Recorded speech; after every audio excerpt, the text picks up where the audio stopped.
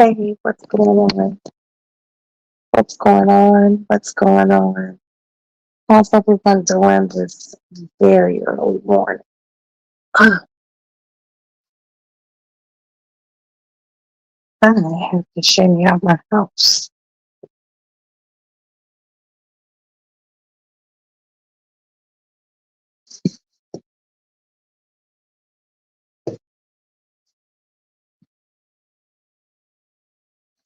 And go get me. Hey, Sparkle. And go get me a quick pack of cigarettes and get back into my house.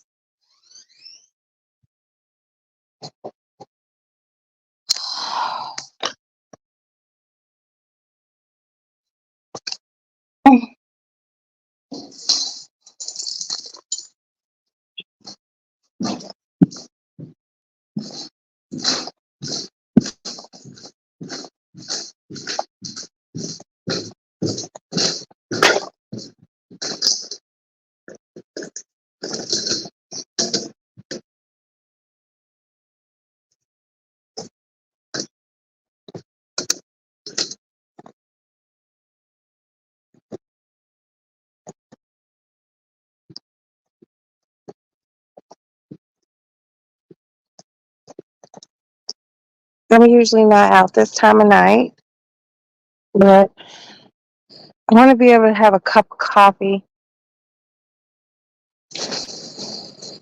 and a cigarette. I have a lot on my mind.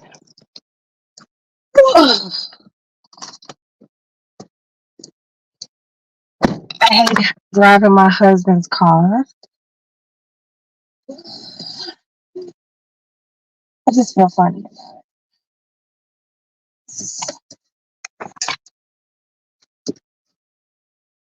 It's just too new for me. That bird shit on my window. 'Cause I don't even drive this car.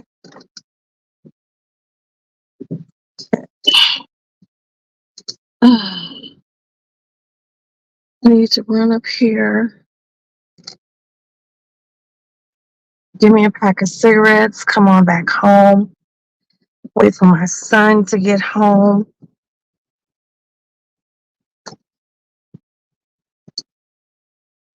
But I do have a lot on my mind. It has absolutely nothing to do with anything that's going on YouTube because that has nothing to do with me. None of that is my concern. But you know, for me, I have always been a fiercely loyal person. And I just be feeling like motherfuckers just continue. Just, you just want to play with me. Now, I sent someone a message like, hey, I need to talk to you because if we're not going to do business, I'm going to need you to pay back the money that I put into you. He can't say it didn't happen. My attorney was there when it happened. Everything is committed to video and just word of mouth, just verbally. But I don't play with people like that. And I just be like, why do people find it so easy to think it's okay to play with other people's finances? What I'm not going through anything. I'm not going to go through anything. I'm just like dead ass. If me and this person talk and we come to a conclusion about something, I'm good. If we don't, or his mother, because his mother is heavily involved in his business, gets overly zealous, you know, You can pay me what he owe. Cause you already know what it is. Cause you the one that said when I told you, well, hey, if he's not on board, and he's acting too funny, I'm gonna sue him. This the same motherfucker who told me, oh yeah, you can sue him. But does she really want me to sue her child? These are the questions. The question is, do you want me to sue? And I think you're gonna say no, no, no, no. I don't like bringing like none of my business shit to social media, but this is something that has really, really upset me because I've seen a change in two people because they used to be poor, um, that I never seen, and it's really, really, it's very disgusting. I just got my publishing and I'm good. um, from a certain entity that I will not speak on, and I'm really, really fucking good. And I always would tell you know the person and person's mother, like, just give me a minute. Let me figure some shit out. And God figured it out for me. And in God figuring out for me, I want to be able to um just, oh shit, do what I need to do as far as my business. Yes, my business stalled out because I just couldn't put all my money into my shit, into my business. I have a family. I have more than one child that I like to be there for and take care of. Um and I don't even take care of the older ones like that. I mean, I help them out, but I have a child of two children younger that I have to be there for. But I do thank God for the fact that the thing with the publishing has kicked off. And like I told you all, thank God, and I'm not at um liberty to speak on it. I'm very happy about that. But what I'm not happy about is raggedy ass motherfuckers who do motherfuckering ass things. I'm not a mean person.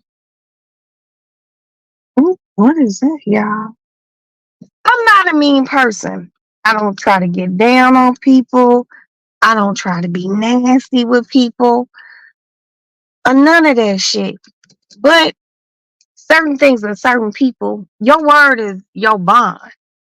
And, you know, I ain't gonna sit here and be, my word is my bond. But when it comes down to my money, okay, my wallet at the car. When it comes down to my money and I tell you, I got you, give me a minute. Like dead ass, believe that. I got you, just give me a minute. These some impatient, I need to be, I need it right now ass shit. You can't hold me to a certain standard. Not when, hi, what's going on?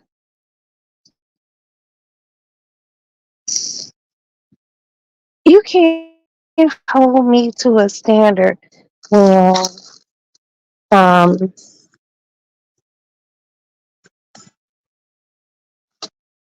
thank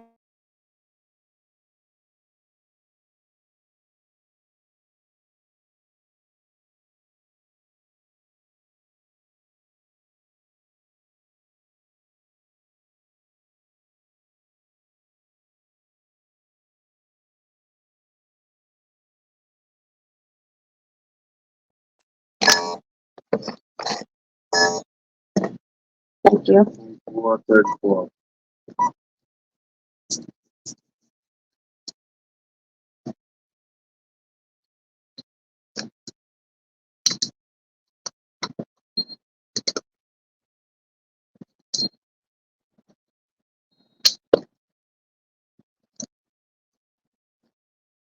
You want to see?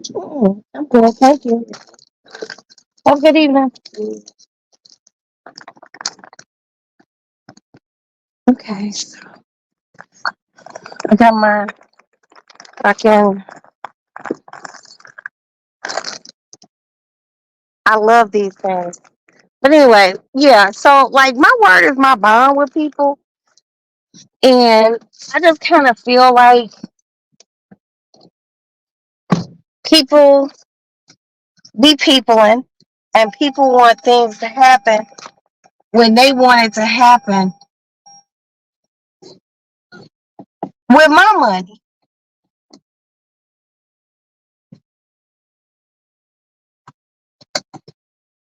See, I don't like that.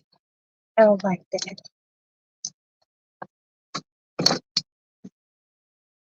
See, without calling names or putting anyone's business out there, one of my former girlfriends just got like $975,000 from because she was hurt and she didn't like the direction that her son's career was going. But I think she thinks that she can push that. Hell, I can't even push my son's shit through. And my son's father is Craig Mack. Um, it's patience. You know, she got funny acting with me. Me and her were really cool at one time. And hey, honey, me and her were really cool at one time. And she got her little money, and she started acting real funny. Not just with me. She did it with some other people that we know. But guess what? Guess what?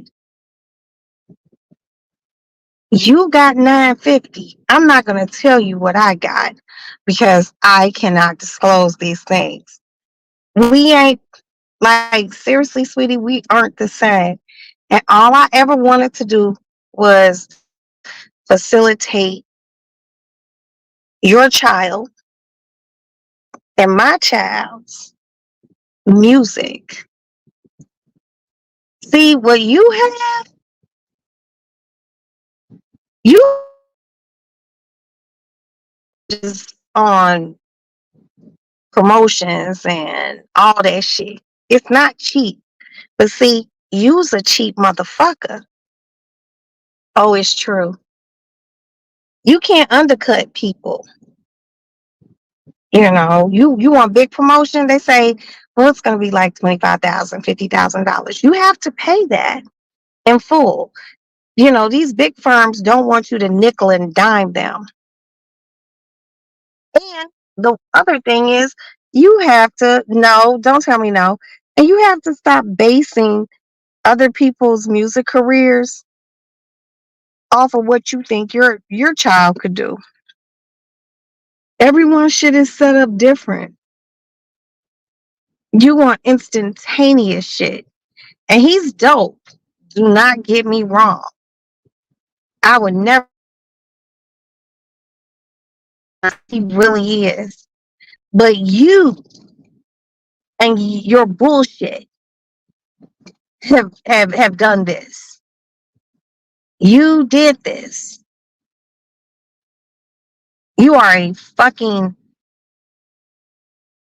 When you want to be kind, you could be kind. But when you're not kind, you are just a nasty, nasty person. And I promise you on everything I love that's true and holy, ain't no good gonna come. I am being merciful. Because you always said you don't like your name to be all over social media and shit. So I'm being very merciful. But at the end of the day, if he's not rocking with me, I'm gonna need every bit of the money that I put in the studio time, clothes, anything, food. I'm gonna need it back because I did that for him. And Candace ain't gonna nickel and dime with you.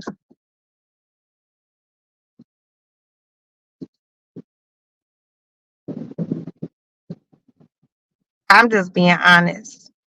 I have held my tongue for a minute. I ain't said shit. I've been keeping shit real cute. And you think you real cute, but you're really not.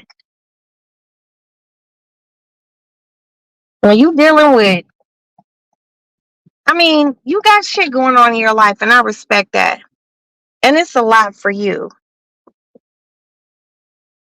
But I also have things going on.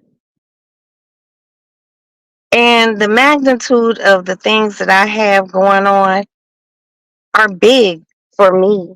They might not be big for you, but they impact my children.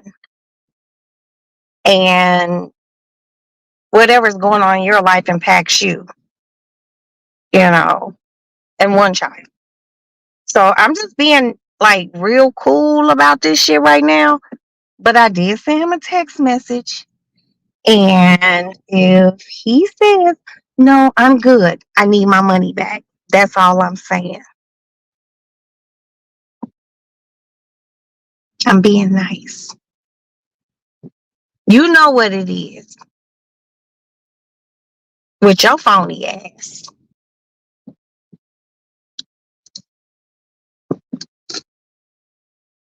I ain't trying to be nasty,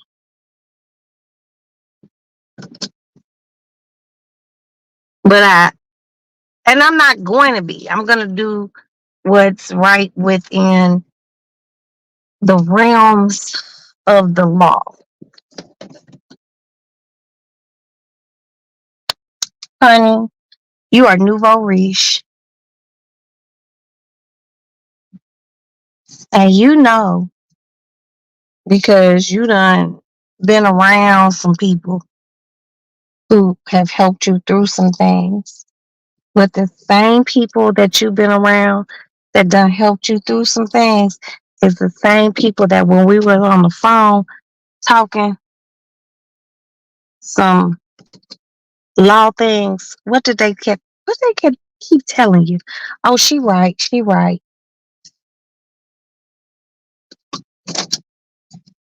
The one thing about me is I do know some shit about the law.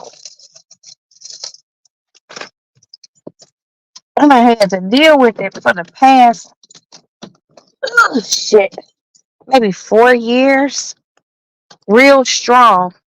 So some of the shit. Hi, how you guys doing? I'm good. Some of the things that I know and understand, you might not get. But what I do get tired of is playing with people. And then thinking people, it's okay to play with me.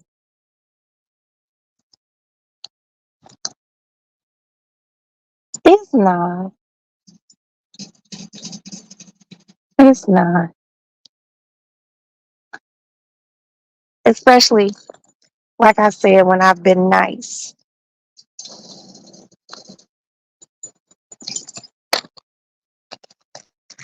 Hold on, I gotta lock my car.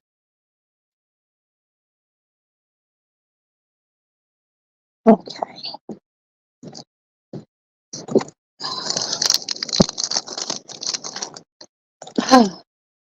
Sweet tarts and a pack of cigarettes, and I'm back in the house.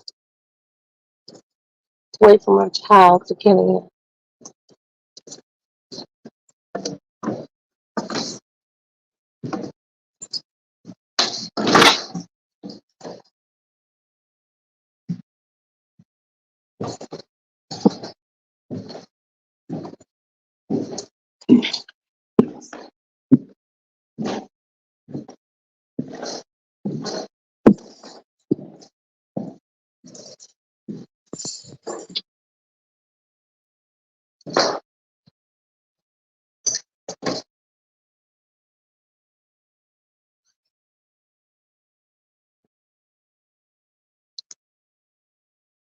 Okay.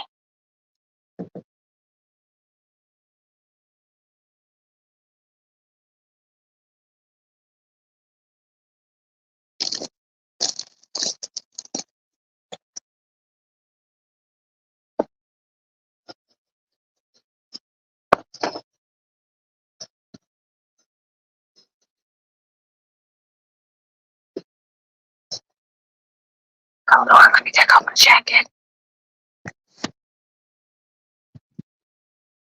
And let me go to the bathroom.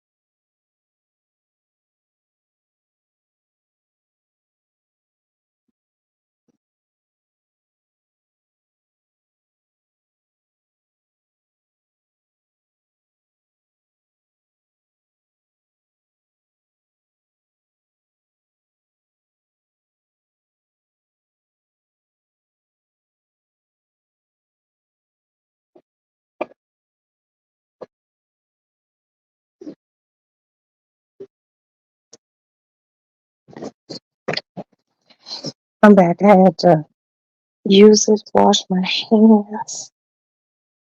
Oh, let me get up to the light lamp. All right. Whew.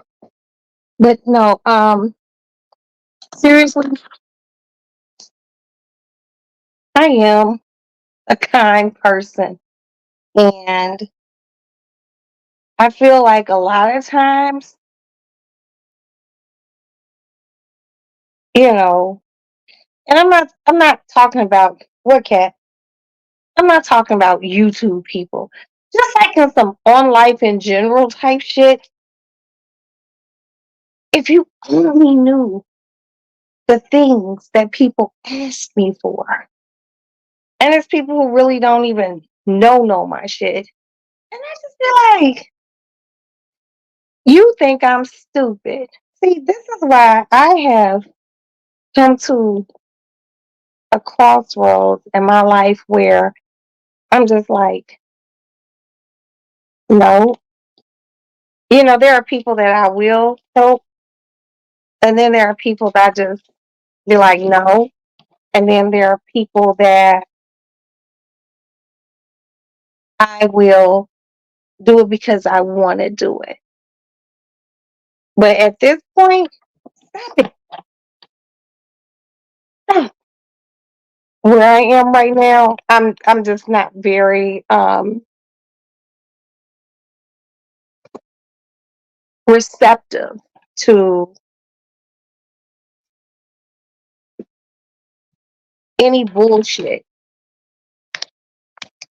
I don't bullshit people. Shit with me is real cut and dry. We cool or we ain't. If we ain't, tell me.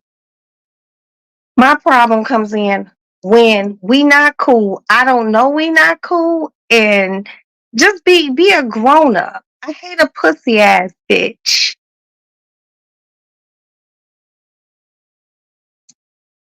Mm, I don't like that. I don't. There are so many things that I don't like that I know I can't change in the world. The only thing that I can change is how I move, how I communicate with people. I will always reach out to a person, and if especially if I think we have a problem, I will reach out to you. And if it is not communicated that we have something back from this person, I will move on. But if you owe me some money, stop it, move, get out of here. If you owe me some money,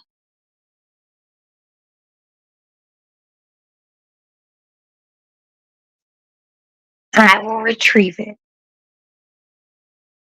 because I gave it in good faith with an expectation. See those law terms.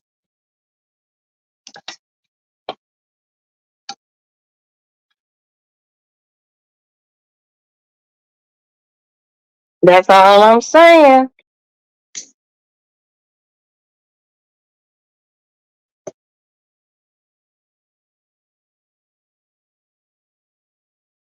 I be seeing so much tomfoolery with people, just in general, in the world. Not talking about YouTube. This is not exclusively like a YouTube thing. Just people that I know. And I from time to time scratch my head. And I just be like,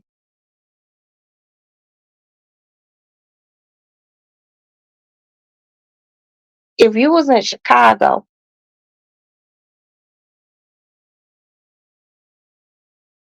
you wouldn't be in Chicago. Like some wild ass shit. But you know, because what I say is what I mean. And I love being able to do things for the people that I care about. Now, do not get me wrong. This person I'm speaking of and the mother, I still care about them both very deeply. But y'all some fucking backdoor ass motherfuckers. And if I told everybody the story from beginning to end, trust and believe me, motherfuckers like, yo, they fucked up. I don't have to tell anyone. Trust and believe me, they would know. And you can tell them whatever the fuck you want to tell them. Oh, she didn't do this, she didn't do that. But I did drop about 30 some $1,000. Yeah, maybe you forgot that shit.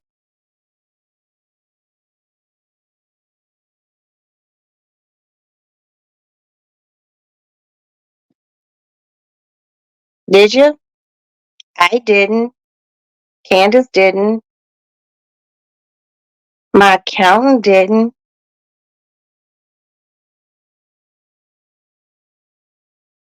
I know what I spent.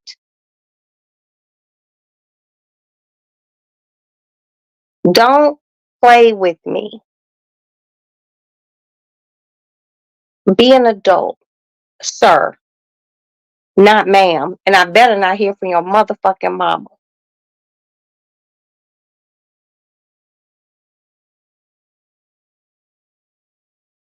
Learn how to pick a phone up. Stop texting me when you know my phone number, my cell phone.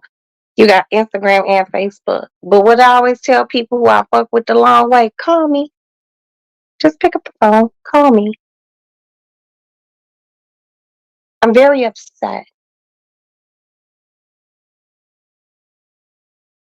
But I feel like I'm handling it the best I can.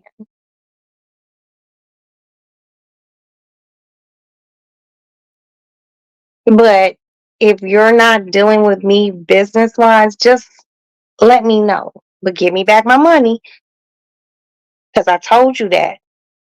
And I also told your mama. And your mom, and I told you, hey, I don't want to sue him. And she's the same person said, yeah, you can sue him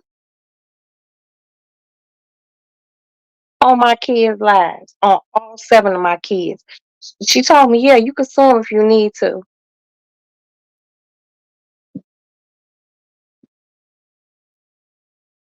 I would never tell anyone to sue my kids. I would sue my children before I would allow anyone else to sue my children.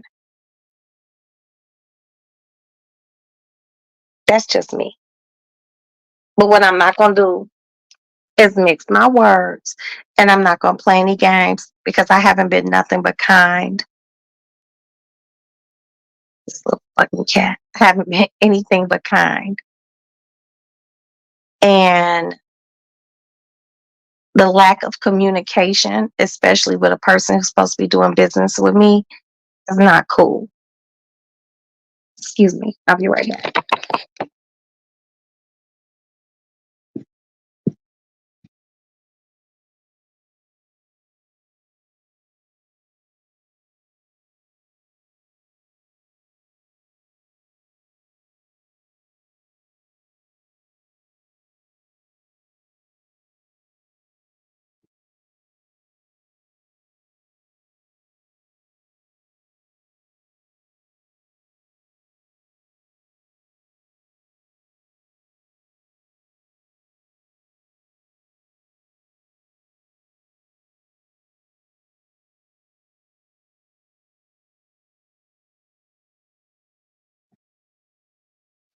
I'm not kidding. I'm back. I had to get my phone stand. Okay, here we go. But yeah, I have a few good girlfriends, and my attorneys and my husband. They know what's happening in my life.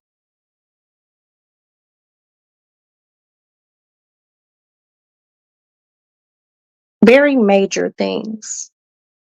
Very, very major. Life changing. Beautiful. And all I asked was for a motherfucker to hold tight. I got you. I guess that was too much to ask for at that time.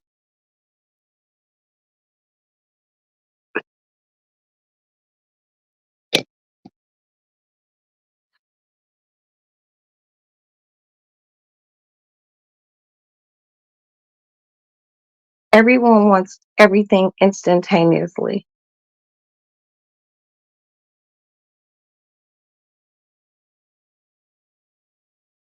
And that's not how life happens. Things take patience and perseverance and communication. And when you lack these things because people aren't giving you what you want to hear when you want to hear it, it's a shutdown.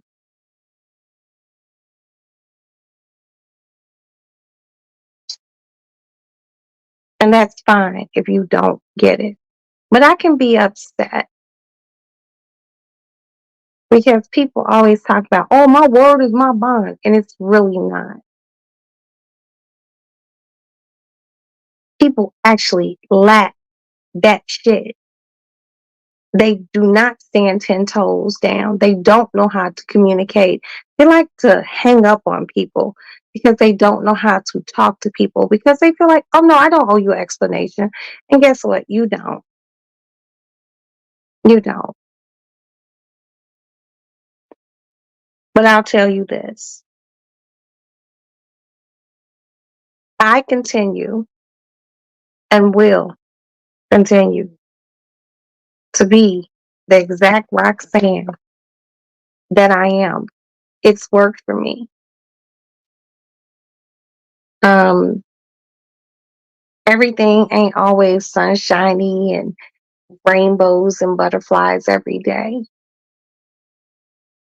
But I'm not mean. I fuck with all my kids.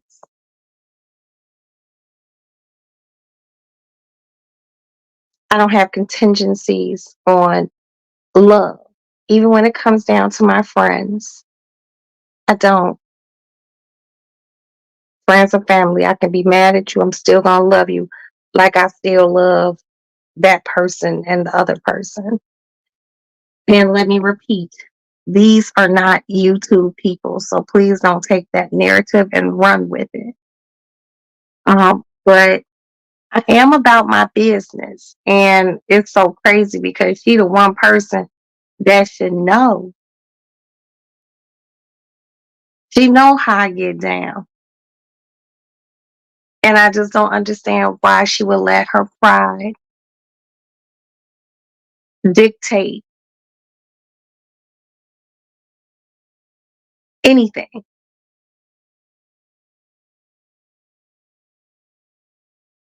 I don't get it. But maybe it's not for me to get.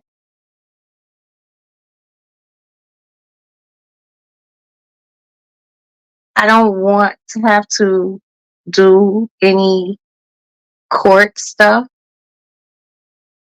with these people because I still really do love them. But trust and believe me, I can run through what you got with what I received. And I won't even lose no sleep. None. I'm just saying.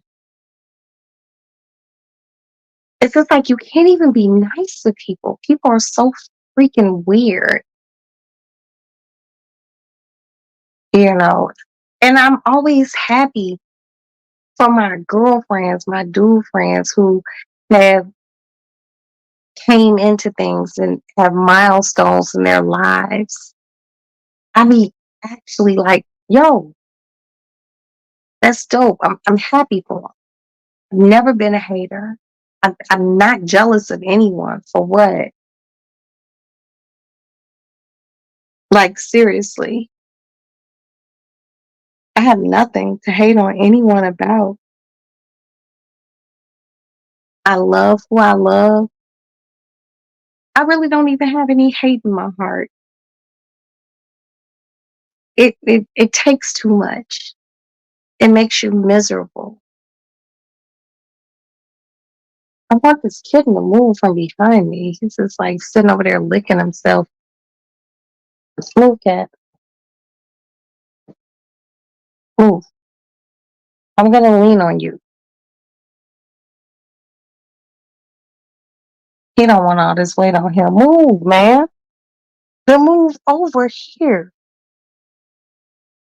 Please don't put your claw on my tiny ass butt cheek. But yeah, I'm feeling some kind of way. I hate people.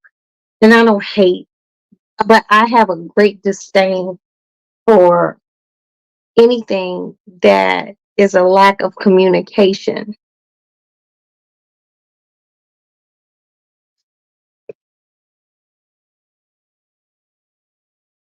I don't do lacks of communication very well because I know how to communicate with people.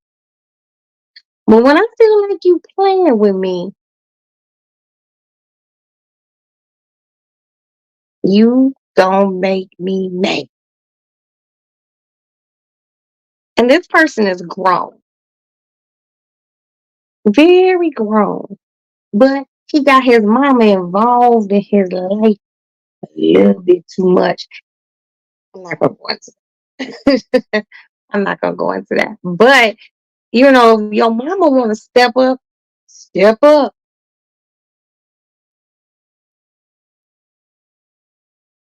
grow up. You know, and I'm saying this from a place of I have a bunch of kids. Hold on. Hey, Patrick.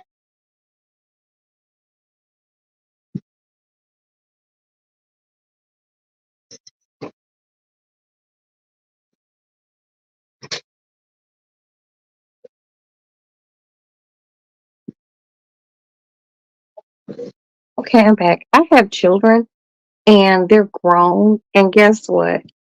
There are just certain things that I just don't get into. And what I also don't do is I don't turn my children against people. That's weak. That's very weak when you do that. And you know when they've done it by how the children act, the adult children. And that's a sign of weakness. I have people that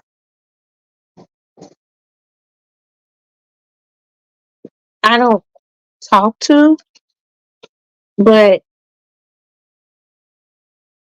my beef with you is my beef with you, or your beef with me is your beef with me.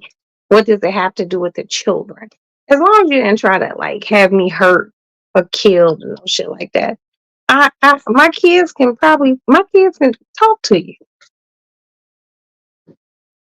But when you dealing with a motherfucker or fuckers that don't know how to be like, no, I'm gonna stand on my own and I'm gonna still talk to this person and you follow what your mama wants you to do or your daddy or whoever, you're weak. Very, very weak. I'm just saying.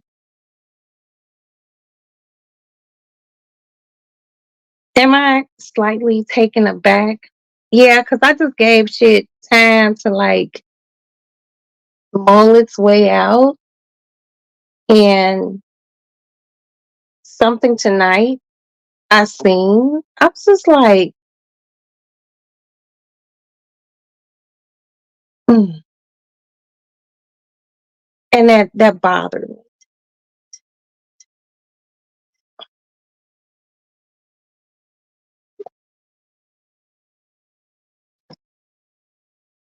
Stop, cat.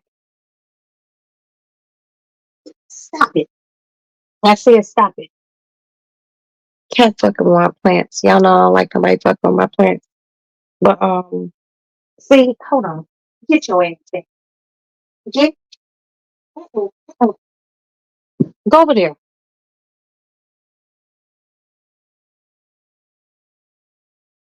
So you just gonna come back. Y'all already fucked up. Hold on, y'all. Excuse me. I'm gonna hit you with my shoe.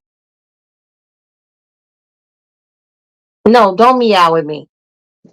Just sit in the chair or sit on the back. Come here.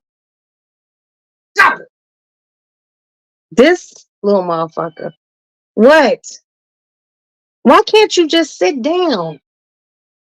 Get out of here. Um, that little bastard. He's really bad. But no, other than that, I'm good. Um, I just don't I don't like a lack of communication or thereof. You know, I don't like phony kicking it, but also I don't like to be a complete C word and just like put names out here and just go balls deep for what? But motherfuckers know, if you know me and you actually in my business of my business, you know exactly who the fuck I'm talking about. And I'm just like, oh, but you know what?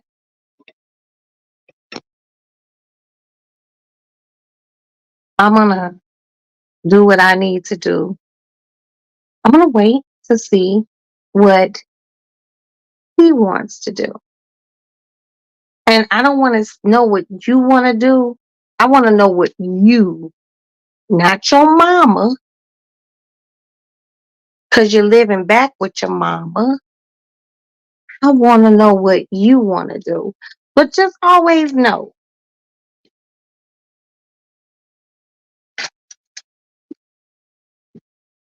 sometimes you can't always listen to your parents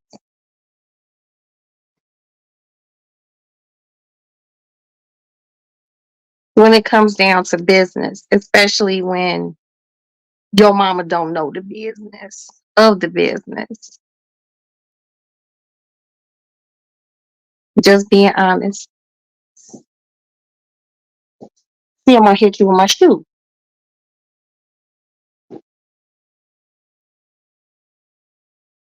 She don't. Your mother loves music, and your mother bases other people's careers off of where she thinks you need to be. And that's unrealistic. But you don't understand that. Hey, country girl Queena, you don't understand that. So let's look up a year from now, from this date.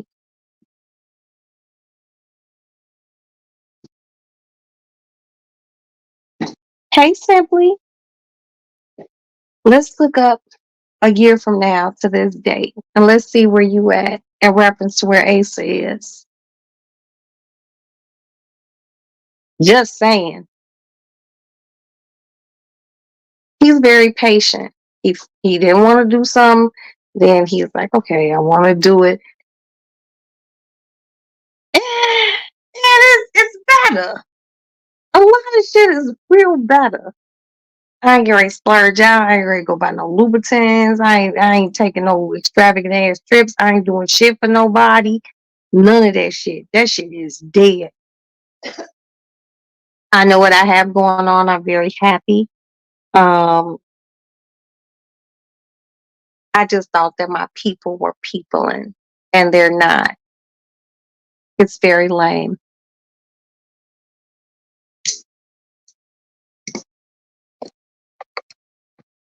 But I'm gonna say this, and I will say it again. I sent you a message. If you're not trying to do business with me, every bit of any money that I put into your project, that includes housing people in hotels, I'm gonna need all of it back. Every bit of it. If your mother steps in to say anything, I will add her into it because now you're making yourself a part of it. I don't owe you shit because I've been very kind, very kind. But because the shit didn't move how you and your mama want to move, more so your mama, because you understand what it is. You, you know, that's where you want to be. I wish you nothing but the best. But if you ain't fucking with me, give me my motherfucking money. And if your mama step in, she gonna be added to it since you have a voice. And I should add you in it from just interference because you were interfering on a few different occasions.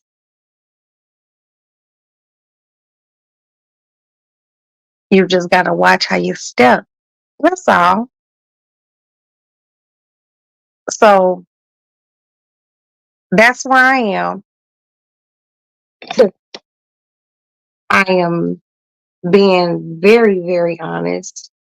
I'm not, like I said, I'm not screaming, I'm not yelling. Excuse me, I have to belch.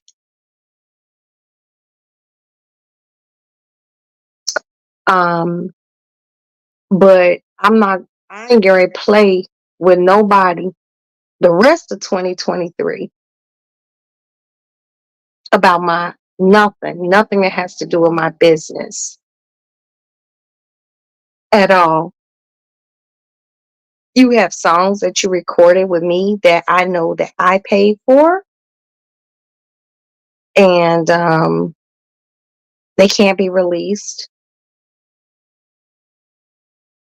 Anything that Madison wrote, if you put it out on any form of streaming or social media, I'm going to need that off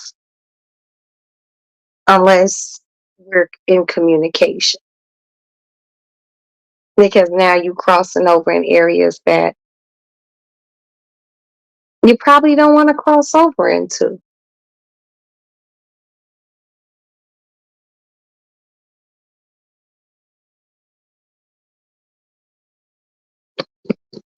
I just wish people could keep shit simple.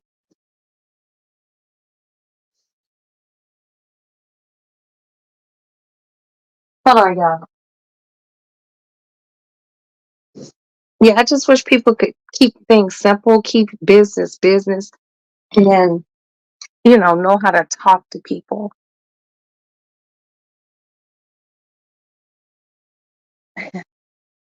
At the end of the day, and I hate that term, if I can do business with people from Bad Boy, the rest of everybody, that's a cakewalk. That's light work. That's child's play. Lena, girl,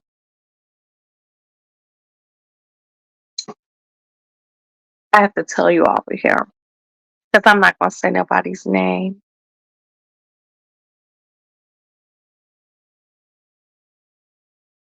I'm not. But today it's been a good day. But then I seen something and I was just like, and I'm listening, I'm just like, it's the phoniness for me. especially when it has to do with you have been in my life business wise and I've been in your life and you just act like that shit didn't exist. You haven't talked to me since late June, hitting me like, so are we still doing the video? Video was paid for. But I wanted to see how long it took you to get in touch with me.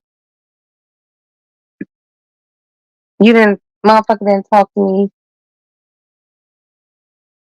verbally for about 2 months. And I dropped $5,700 literally in installments because I couldn't pay it all at once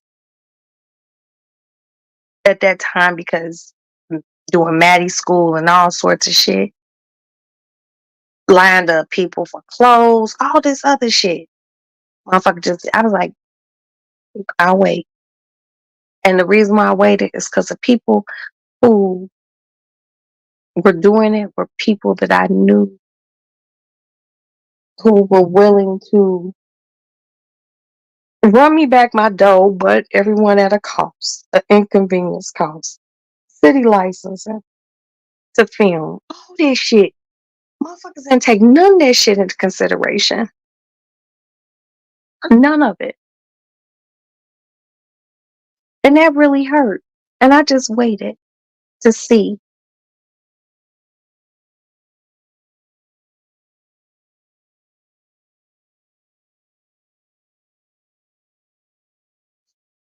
Well, I'm going to say this. Out of 3 children, the 2 that got away from their mama are successful. They're doing good. The one that keeps cleaving to his mother's tit and just don't take a walk on faith or listen to anybody but her.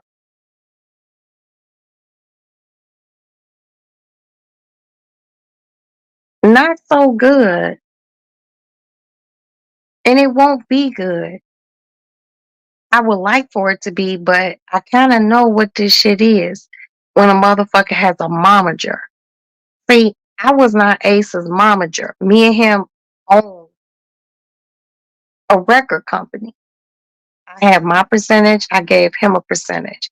And even when he and I fell out, I never took him off my percentage. Well, I never took his percentage from him because I'm the majority holder of it. I never took him off of it because he's my son.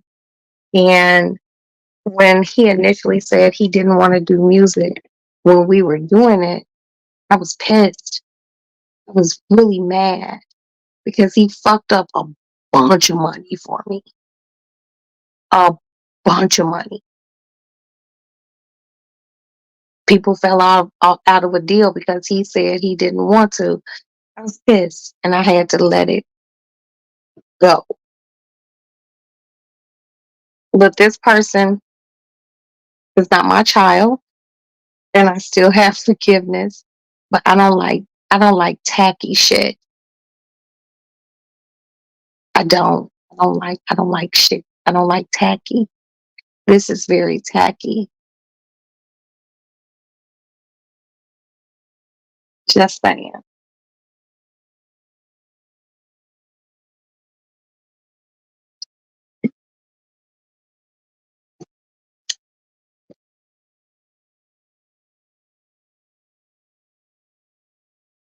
A text from him, actually a call from him will be great. If I don't get a phone call literally by Thursday of this week coming up, I will have my attorney file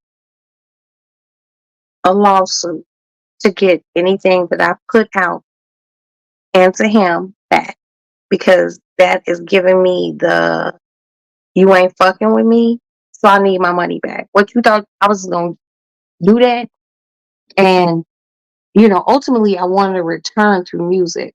But if we're not going to be doing music together, I'm going to need you to get my money back. And if your mama wants to get involved, since she has more money than you, I'm going to need it back from her.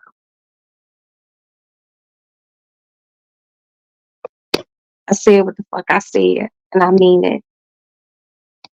I will be contacting people that you done met and letting them know if he ain't fucking with me, please don't fuck with him. You'll be surprised at how words get spreaded. Or spread, not spreaded. Just spread around. Because that means you're not a person of your word. And I can't fuck with that.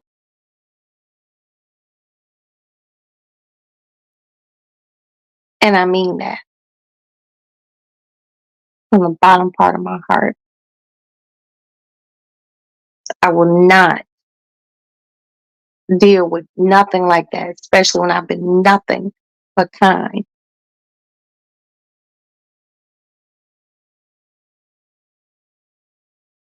All the way across the board.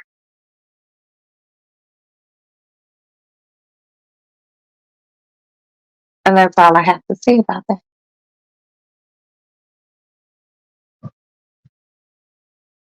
And I feel like I kept my composure very well.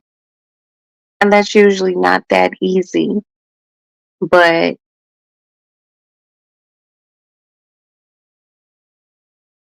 why not keep my composure?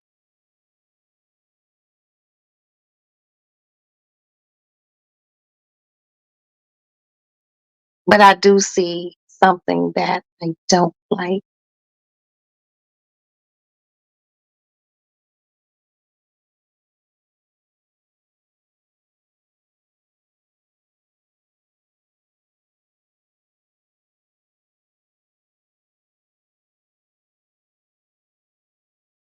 And I said what the fuck I said.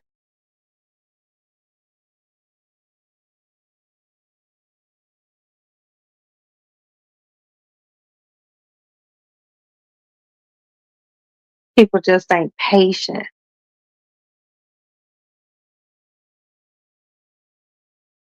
People ain't patient.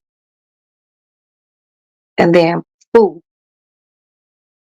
you get all your publishing back from Bad Boy. You should have stayed cool with me.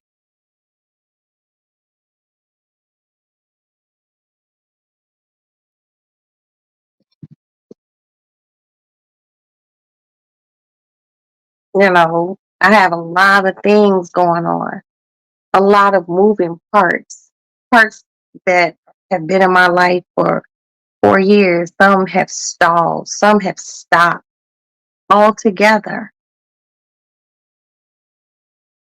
But I know my earning potential and what me and my family have going on. And trust and believe me, unless you really own your shit, you ain't getting that. And I'm not even trying to be mean. I'm really not. I'm not. I will continue to be a civil, very, pardon me, kind woman. I don't want to be mean to people or anything like that.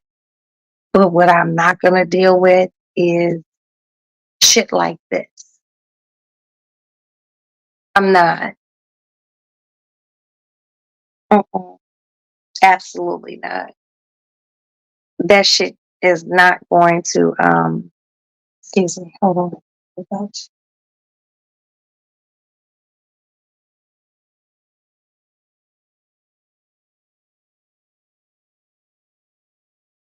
Okay, I guess I didn't. It's not going to fit into any of the things that I have going on in my life.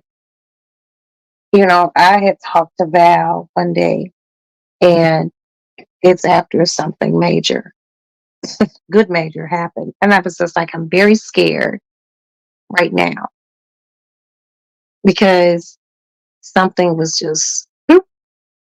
dropped in my lap. And I'm not upset.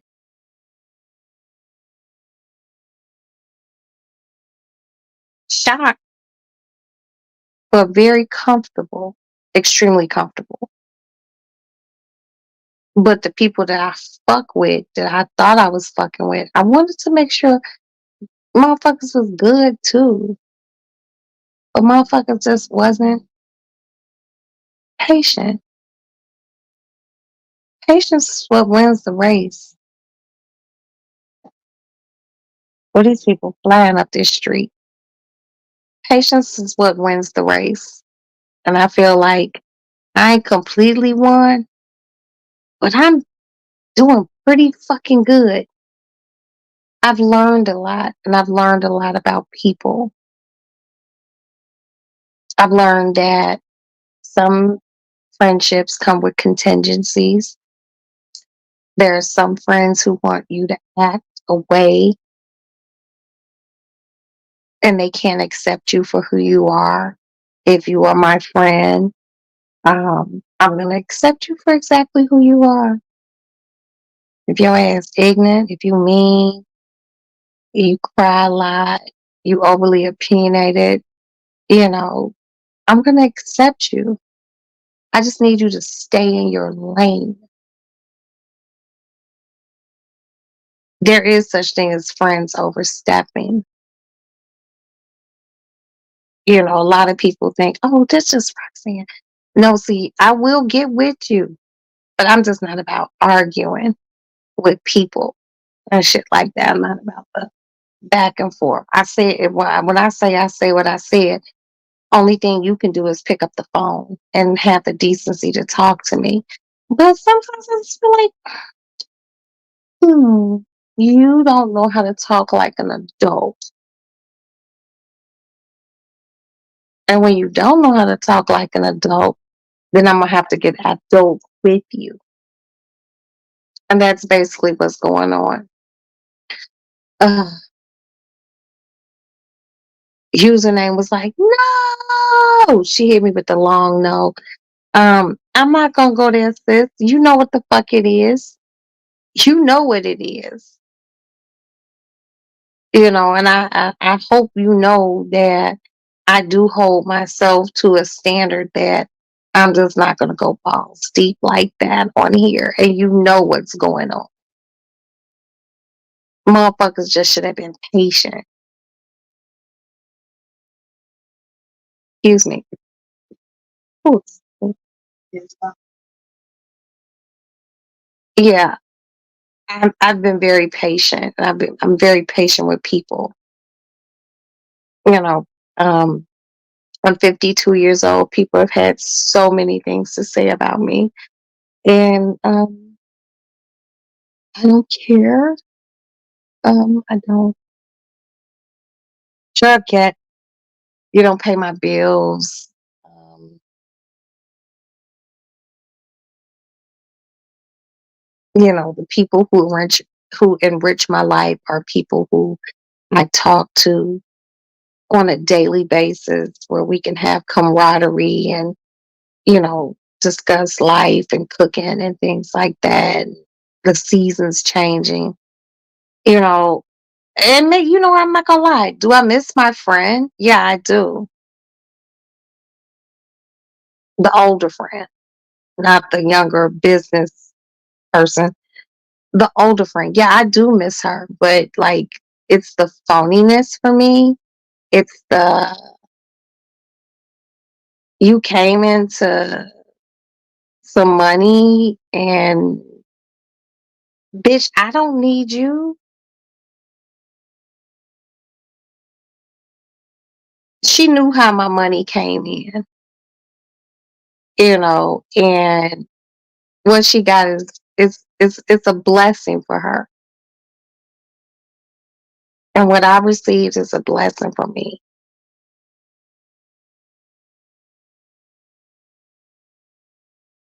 But I never treated her any other way. I'm exactly who I am. You can meet me in person. I'm exactly who I am. This YouTube thing, I am exactly who I am. I'm not one person on here, and then you meet me in person. I'm a different person. No, I'm not. Sorry, not sorry. This is just who I am. It is what it is. But it just seemed like from time to time, my used to be friend will want me to change. Oh, you shouldn't do this. You shouldn't do that. You shouldn't say this. You shouldn't say that. And I'm just like, hey, how about just be my friend? I don't tell you what to change. And I see many things that maybe you should change.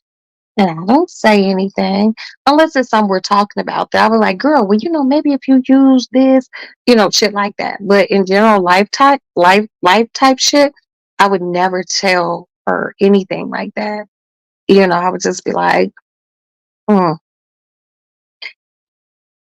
because that wasn't the premise of our friendship. Our friendship was just, hey, Monique, hey, little bug, here with you.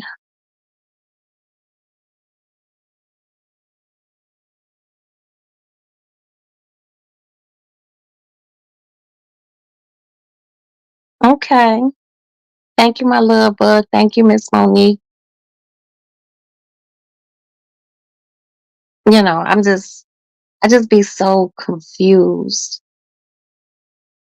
You know, it's like one of those things like I don't like bringing new people into my life, especially women, because we act funny with one another. And who has time for that? You know,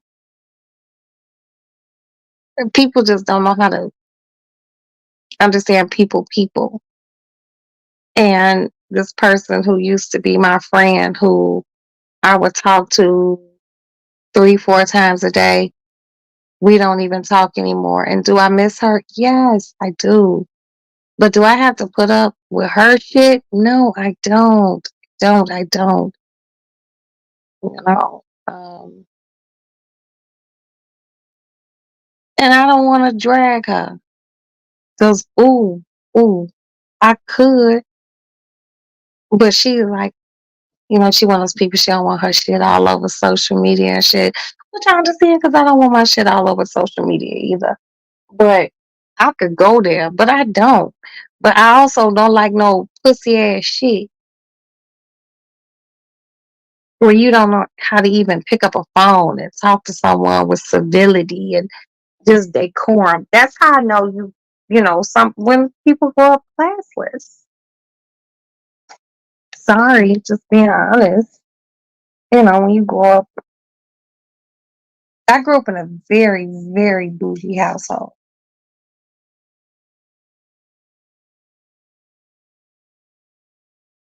Aw, I can't, you know what, Miss Monique, and I love you. And it's not a question of forgiving, it's a question of communication. And I don't like people that I can't communicate with. And she's one of those people that, in order to communicate with her,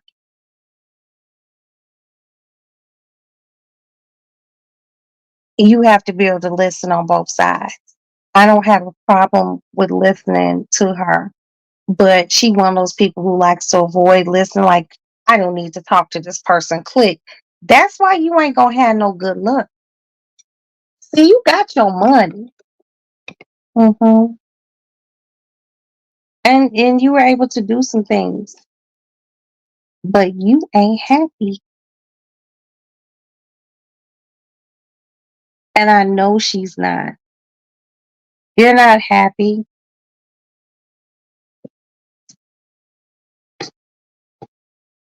You're right. You're right, Monique. I ain't even gonna argue with you because you're right.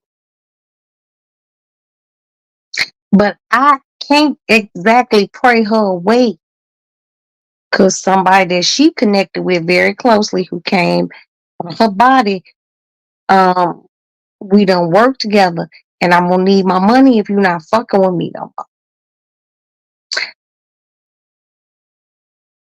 Hold on. See, see, get your ass out the window. Get your ass out the window. Sorry. Ugh, that little badass kitten. Yeah, it's not a, you know, it's not like a pray away thing. I'm a person who needs closure with people, especially just a relationship wise. I'm one of those people like if we ain't fucking with each other, some people be like, oh, I ain't fucking with that person. They just did it and go on. But then you might run into me in life. And I got a real mean move.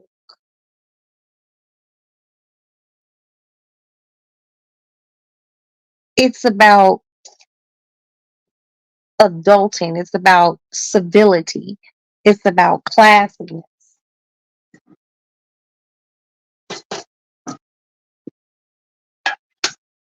And I try to do those things. But, I feel like she fucked with my business. She's fucked with his life business. And the shit ain't cute.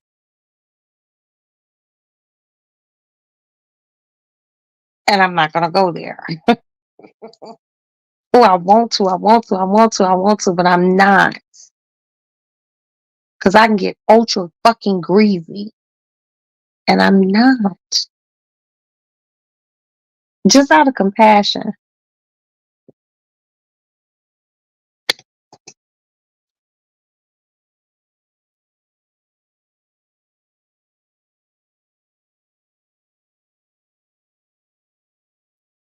It's so many things that she don't get. Her child doesn't get. My child didn't get. All this shit started some years back. And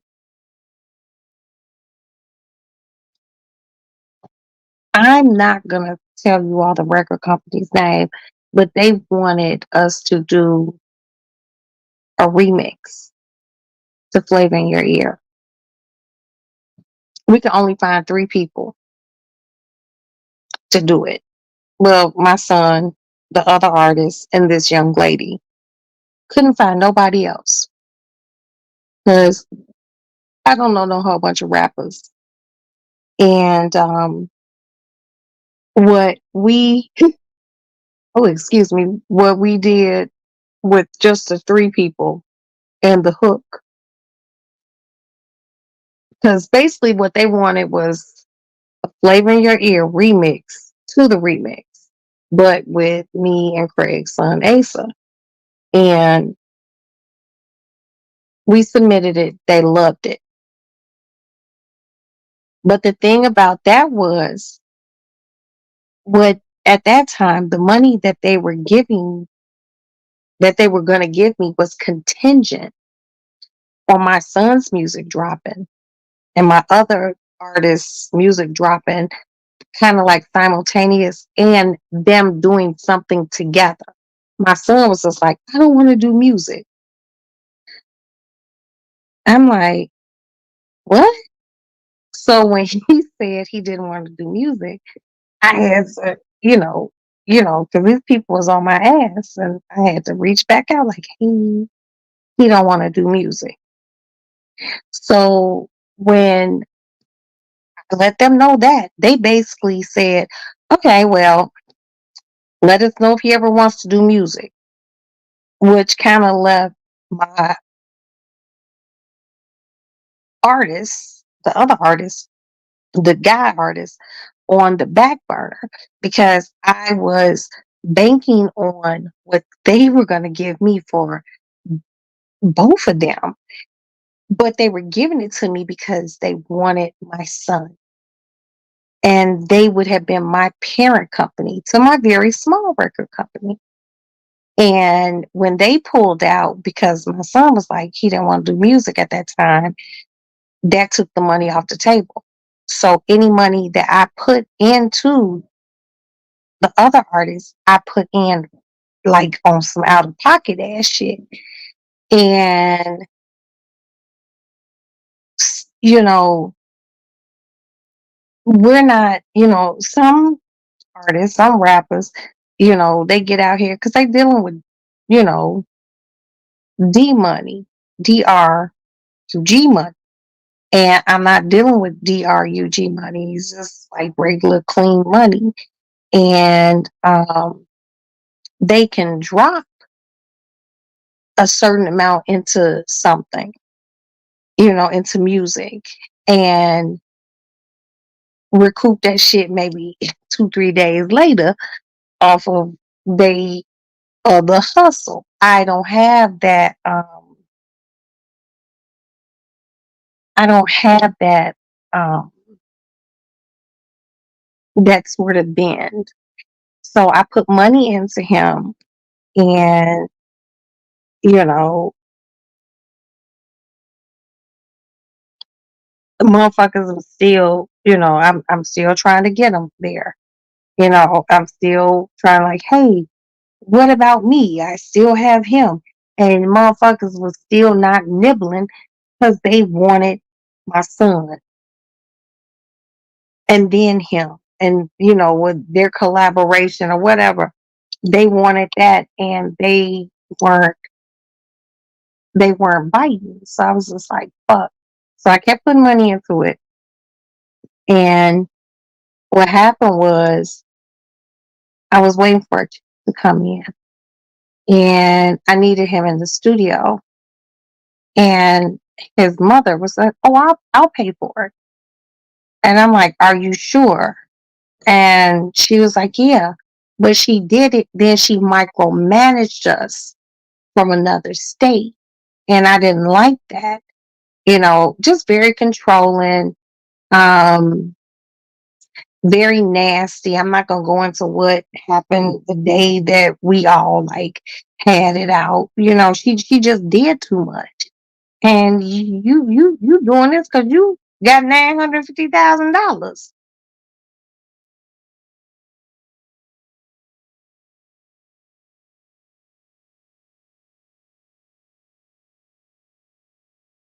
Yeah, okay.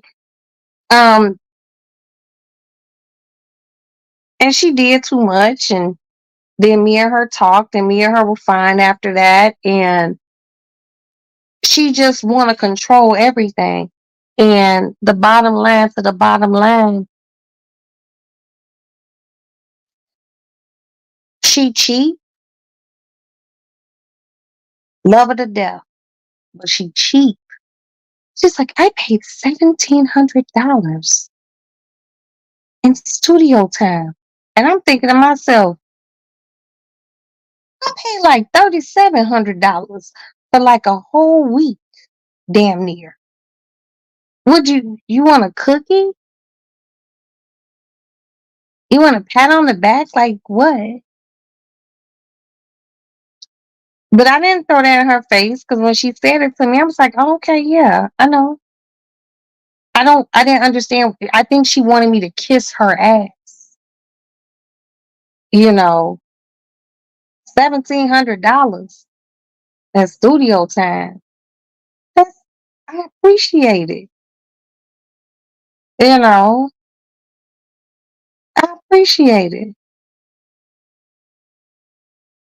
But but with her child, I dropped 30 some $1,000.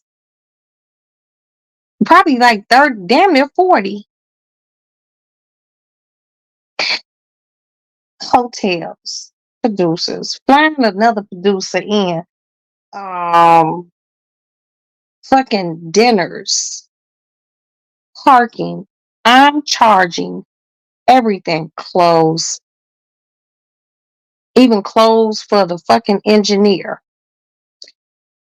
I'm going to tax everything because I did that because I see your son's talent and you poked your nose in my business. And guess what? This motherfucker know every song, every beat. But you never even slept with anyone in the music industry. Girl, please beat it. But I'm gonna get my money back. Hook a crook. Believe that.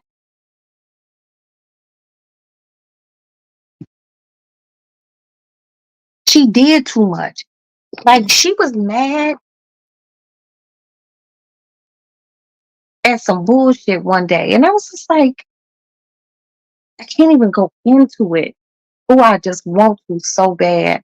She went like she was dead ass wrong. And she said some shit like, if he talking about her child, if he doesn't apologize to me, I'll ruin everything. Who says that about that kid? I won't pay for studio time. Bitch, I have an American Express card in my motherfucking husband's name that has no fucking limits because he has A1 motherfucking credit. I could have came home and got that. He still apologized and you still paid. After we sat there and was like, bro, just apologize. And everyone knew she was wrong. She micromanages. And I hate people who micromanage shit.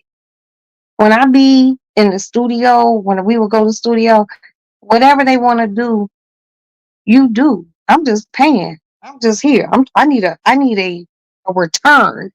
So I'm not getting ready to sit and be like, nah, do this. You know, I don't do that shit. She micromanaged my business. And she don't even have a business. Her son ain't even her fucking business. It was just crazy. I was just like, but guess what? Now my shit's set up different. I can drop more money into studio time. I can do other things, but they weren't patient because they wanted it now, right now. And there's a lot of now niggas that came out and they had great songs and they ain't nowhere to be found. It's about longevity. That's what I wanted and still want for him. Longevity. But she has to learn to stay in her fucking place. Unless you're his manager, I shouldn't even been talking to her about my business. And I did because she was my girlfriend. Fuck out of here. Ain't no more of that. Mm-mm.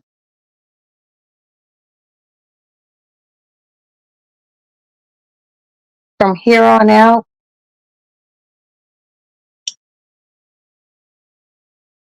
I'm keeping my foot on everybody when it comes to my business. I'm I don't owe people explanations. None of that shit, unless you're my artist. Explanations to the artist, but other people know. If she paid $1,700 between, I guess maybe his flight and studio time. I paid 30 some fucking $1,000.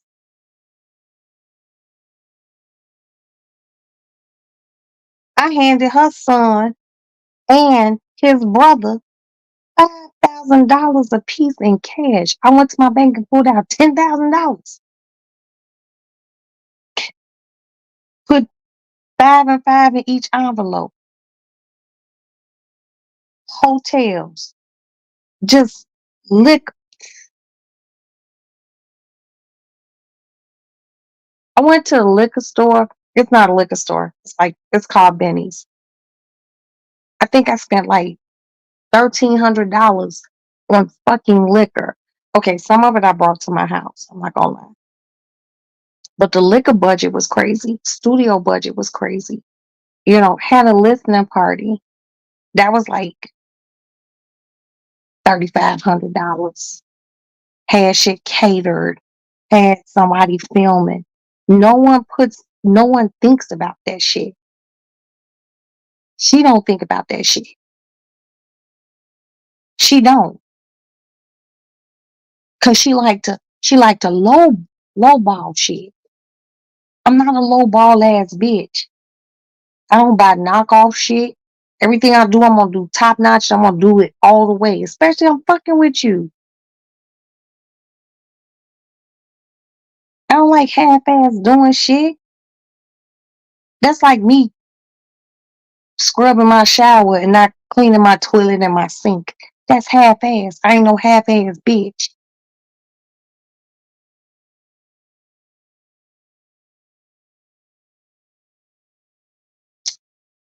She was mad at me because the first time we did some studio shit, she was mad that I didn't put the artist. Hold on. Hello? Hello? Yeah.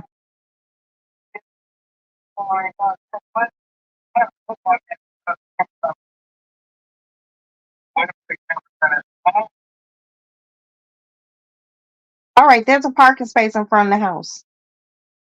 All right, be careful.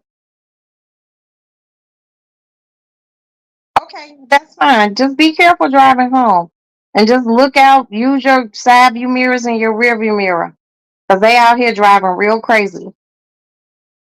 All right. All right. I just need you to get home safe, son. All right. I love you. All right. I'm sitting in the window waiting. All right. I love you. Okay. And I love you too, son. All right. Come on. Come on. Mm. Okay. My son said there was some sort of football game and he was stuck but he on his way home. But anywho, um, she was mad because I didn't put the artist in the studio, but I put the producer in the studio. I mean, in a hotel. And she was just like, well, you did more for him. Mind you, both of these are her children. You did more for him than I was like, the only difference was the artist stayed at my house. The producer stayed at the hotel because he was closer to the studio. And he had at that time a little brawl rolling through. I paid for that the hotel twice at 1800 $1,800 for all those fucking days, if not a little bit more. I paid for flights. Hey Kiki, my love. And I think about like I had a guy come to the studio one day and he brought like his clothing line. I bought shit for 3 different people. It was like $300 some dollars. Every bit of food I paid for. Every drink. Even paid for weed. And you fucking complaining? And you want to tell me about 1,700 fucking dollars?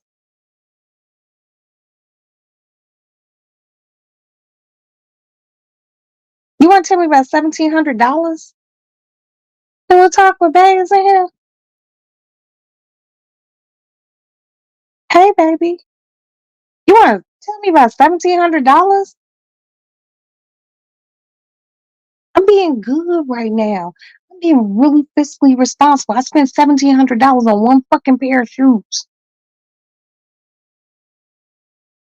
and I paid 70 between him kidnapping and studio. I paid $1,700.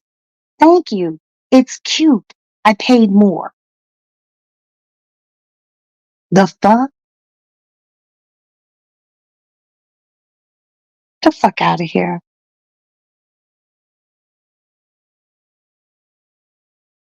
Oh, people be funny act. Funny, funny, funny.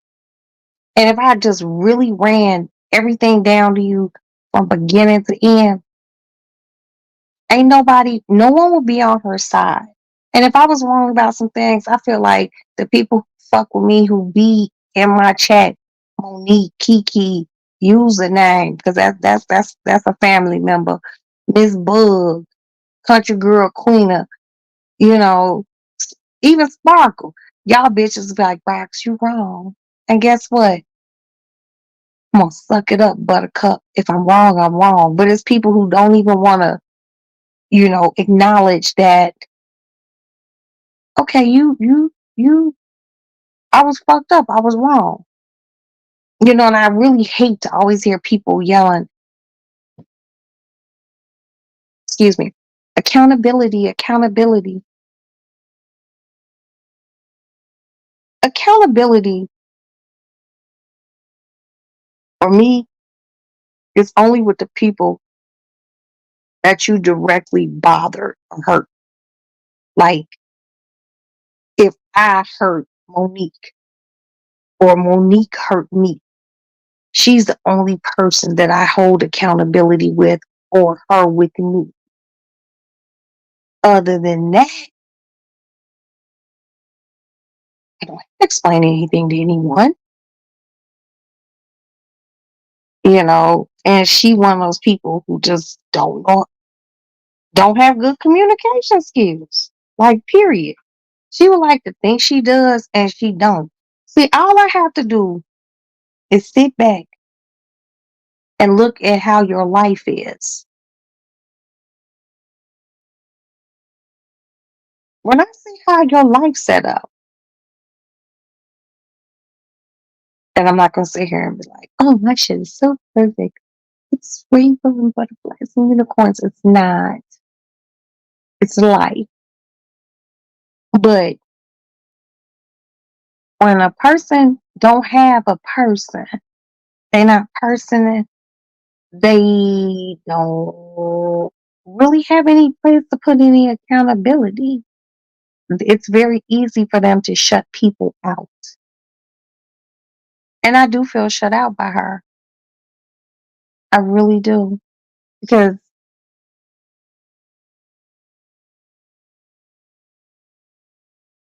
this is the second time she done this shit to me. My friendship is not a revolving door. Even if her son and I talk and he's like, yeah, I want to do this. Okay. Your mother cannot be a part of any of my shit. And at this point, my attorney was like, maybe we need to have her sign something or him sign something because I don't need her a part of my shit. I don't want to be your friend anymore. It would be nice. I'm not going to sit here and lie, but just the fact that you can cut people off that easy means you are a heartless, mean, miserable woman. I said it and I meant it. You are devoid of human touch. You are desensitized and nasty. And you don't like people that you think might be, oh, you crazy, stupid. I'm not stupid or crazy.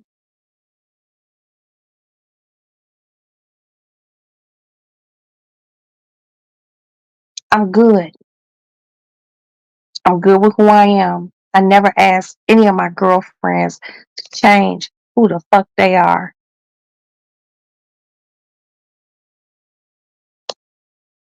Because if I had to do that, then you're not my girlfriend for real. Unless you like out here like just on some real bullshit. I'd be like, bitch, you need to stop. Other than that, I love you just the way you are. She don't understand that. She want people to change. Your child is not going to change who he is because of the money you got. You all are weird. Weird. I'm not even going to go into the weirdness that I found out today. I'm just like, what?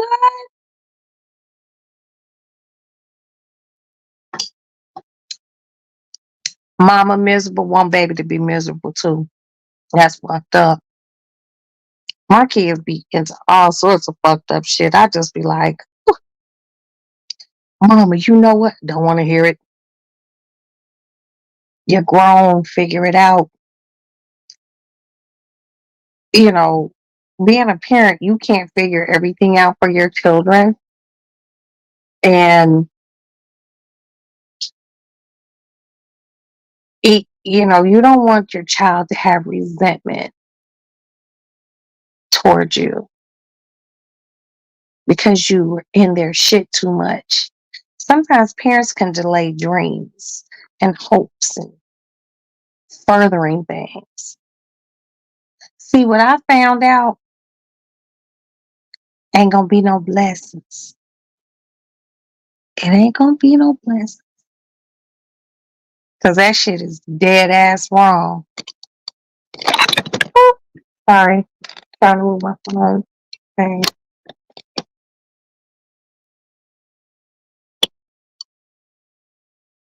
Mm.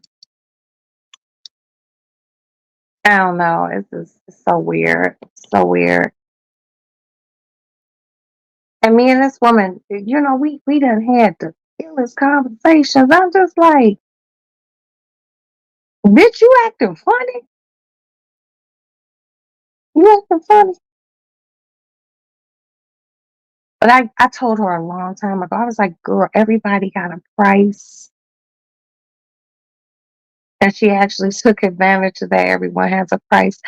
But when I said it, I thought she could understand when I said everyone has a price. Apparently, she didn't get it.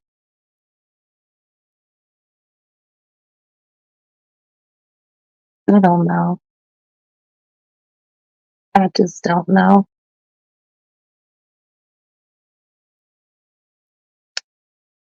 So confusing, but not confusing.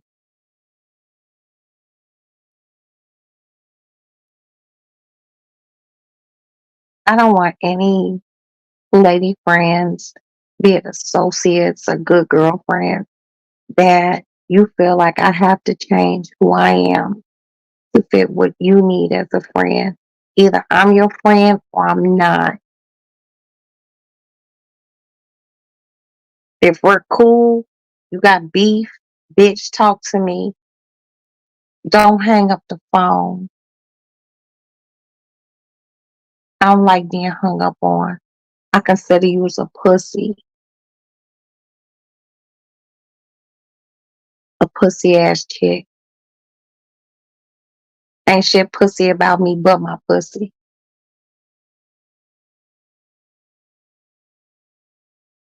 That's it.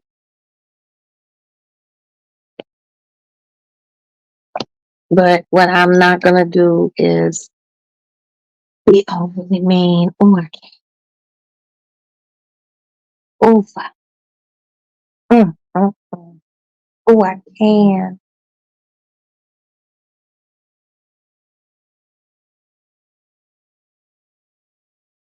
And there's really nothing that she can say that will probably make me cry at this point or upset me. But I can go there, but I'm not because I'm classy. I'm a classy woman. But I'm mad at her and her seed right now because I don't like no pussy ass shit.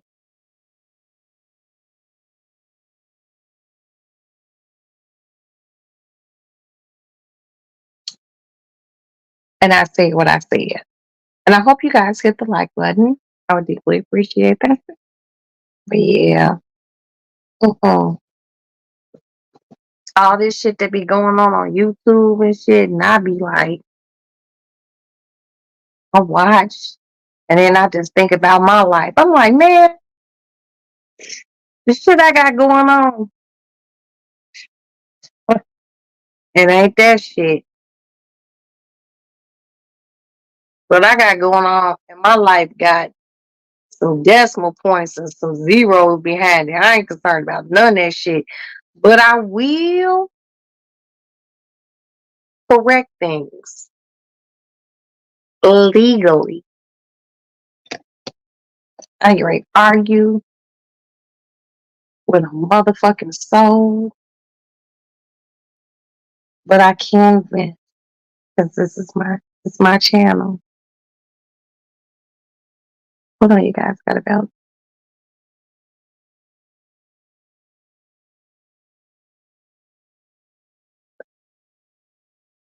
Excuse me. This is my channel. I can vent. Um, and let's just do a brief recap. I'm not venting about anyone on YouTube.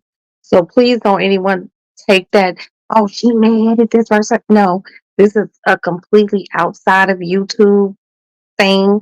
And yeah, that's it.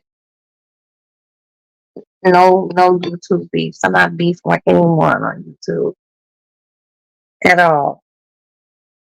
I watch things on YouTube and I just be like, so passe. Um, very cute. Like I said, the shit I got going on right now is just so mind boggling. As the artist and his mama shit. Man, look, what I have going on, either you fuck with me if you well, either the artist is. I don't give a fuck. I don't never fuck with your mama ever again in life.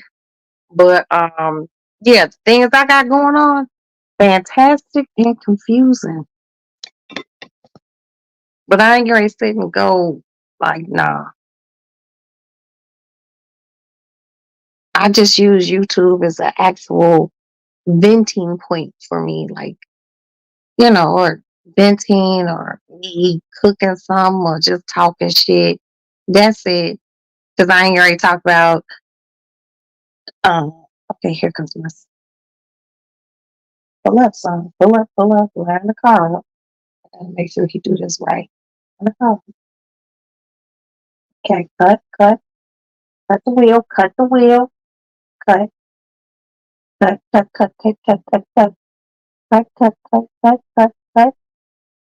cut, cut. That's it.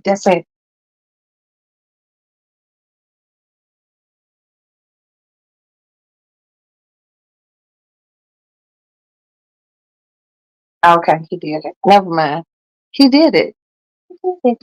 He did it. He did it. He did it.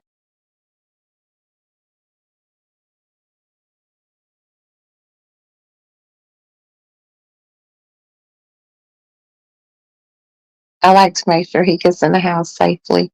Then I can actually sleep. Hi, Sonny boy. Lock the car.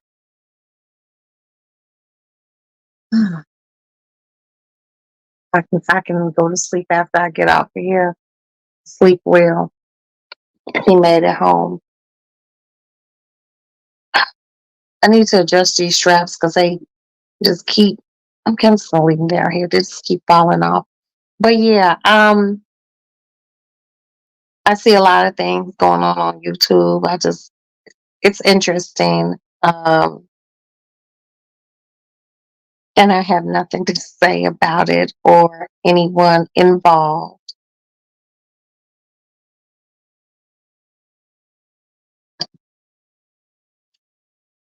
I'm concerned about my shit.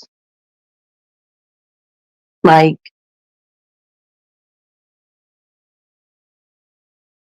the shit I actually have going on.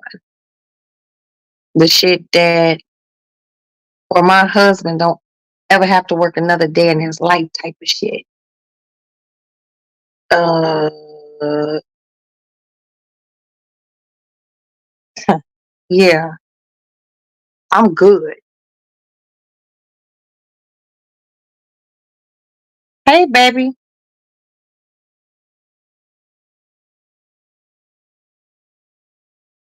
Yeah, I'm actually fantastic.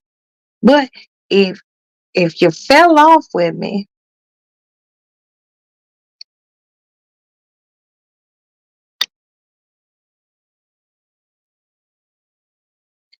If you fell off with me, don't come back. Ooh, don't come back. Please, for the love of God, don't come back.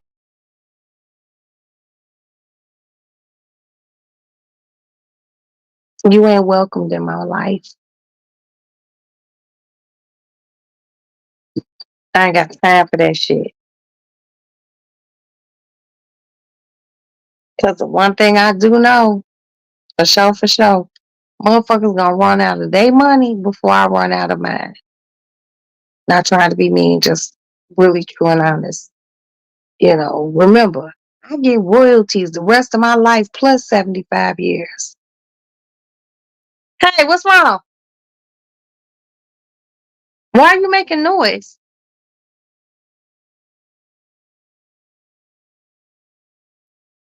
Yeah, ASCAP, Warner Music, Sony, the rest of my life plus 75 years. That rolls over into my grandchildren's lives. Do I look concerned? Absolutely motherfucking not at all. For what? But I do want to remain kind. I do want to remain humble.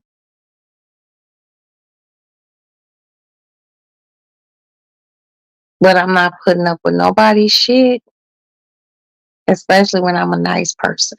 And I feel like I'm a nice person. And I just don't feel like I gotta put up with nobody's shit. And this person is Snarf Snaps 8. I don't even know who they were, but I don't have time for that goof too fast bullshit. Bots and trollers and all that other shit. Grow up. Grow up and get your bank account up.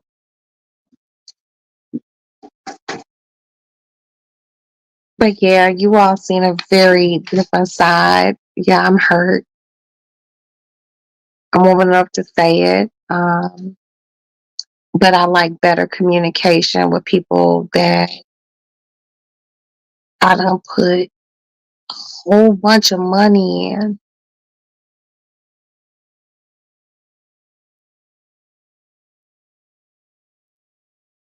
I don't like for people to play with me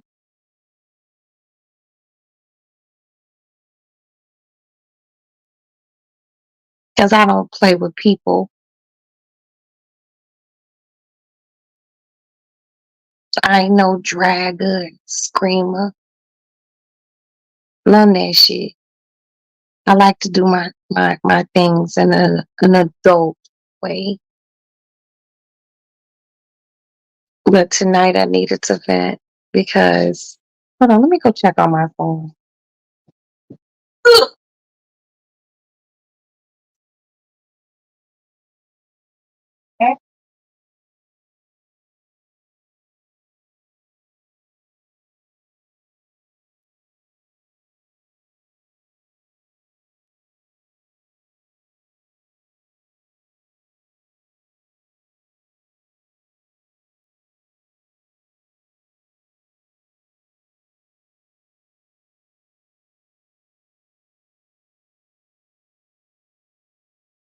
Okay, tell my bathroom.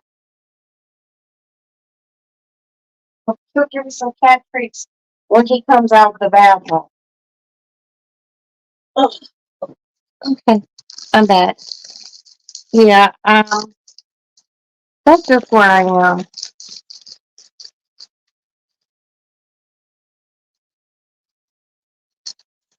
I just don't like being hurt by people that I care about. And I am hurt. And I don't want to take that shit down a different road. But I will, simply because you can't avoid communication, especially when I done put 30 some $1,000 into you. You think you think you just gonna swerve like that? Absolutely not. Absolutely not. You will never be able to swerve for me. As long as you have a light bill, a gas bill, you are paying a property tax, a car note, anything. My attorneys will find the fuck out of you in the legal way because that is what they get paid to do. You will answer to me in this life, not the next, because I will not go into the next life concerned about you, but you will pay me my fucking money if you're not fucking with me.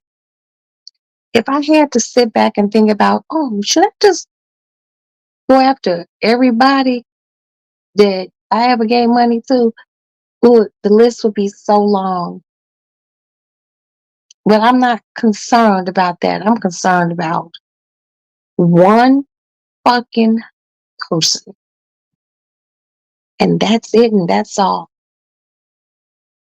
You know,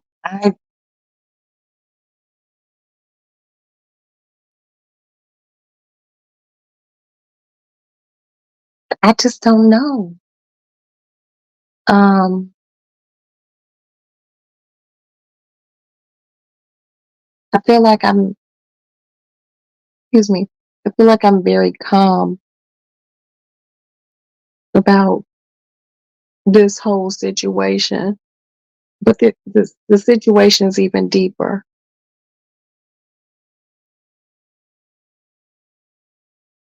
And I'm really mad. I gotta pee, y'all. I'll be back. Excuse me.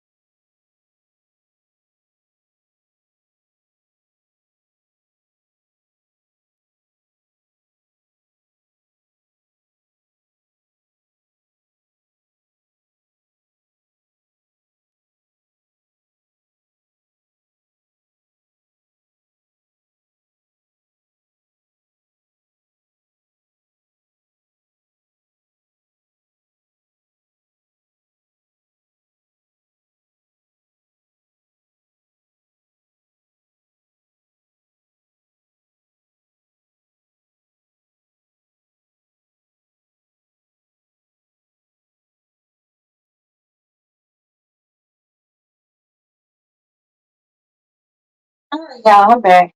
All right.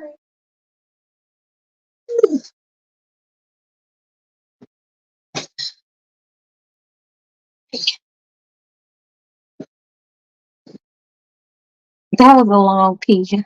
Very, excuse me. But yeah, I feel better now. I feel like I feel like I got that off my chest. Um,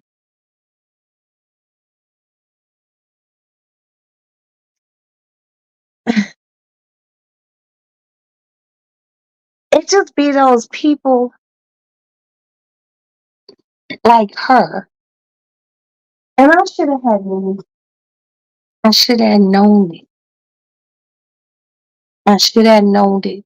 And, you know, that's my fault because I didn't take heed to things that she said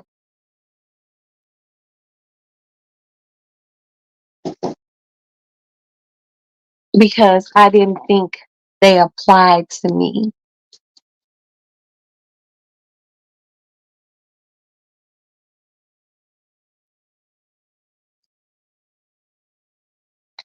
But what I've learned in my 52 years of life is when you when you can go without talking to your child, one of your children, it could be multiples, and you could sleep good at night, and that child didn't do nothing crazy to someone else or do nothing crazy to another one of your child. That child simply said some shit that hit you hard, and now I realize why that child said what that child said, which it ain't true. But sometimes parents put children in positions where kids will lash out and say some wild ass shit, and you be like, and she couldn't forgive this child. I understand why, but I'm not gonna sit here and just be mean. But any motherfucker that can sleep at night, when I was at a point in my life where me and my children were not in contact, didn't sleep good. I was sad.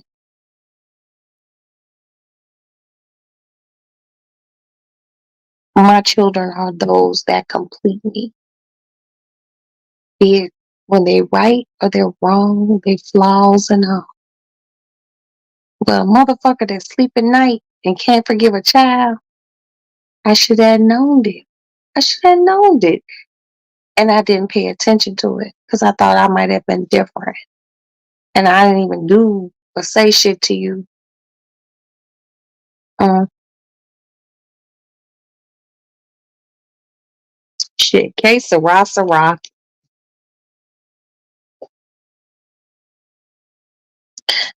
I am very, at this point in my life, way more vigilant about who comes in my life, who comes to my home, who I would even fucking break bread with.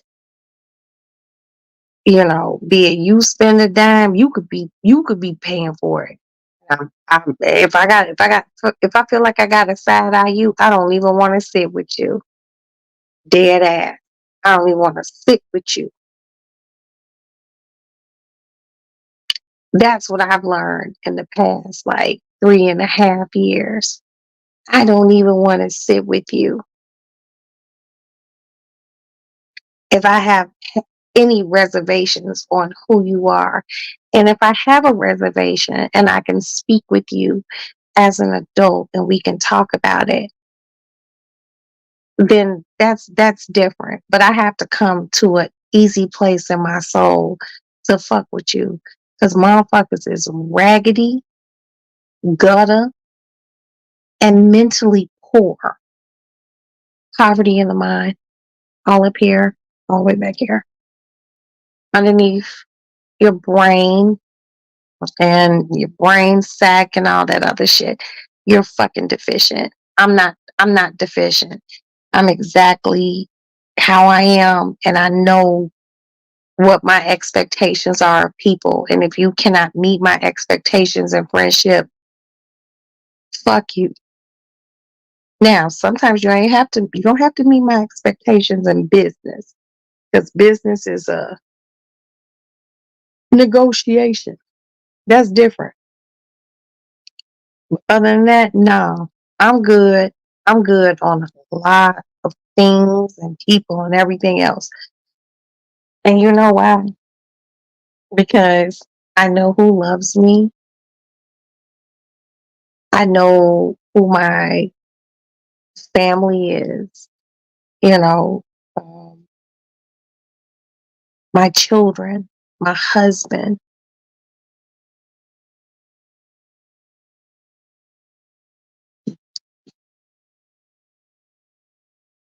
I really don't have anything else to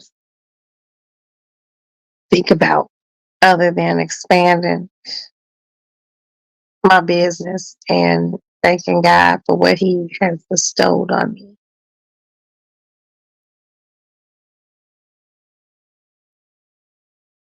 I got my nut off. Thank you.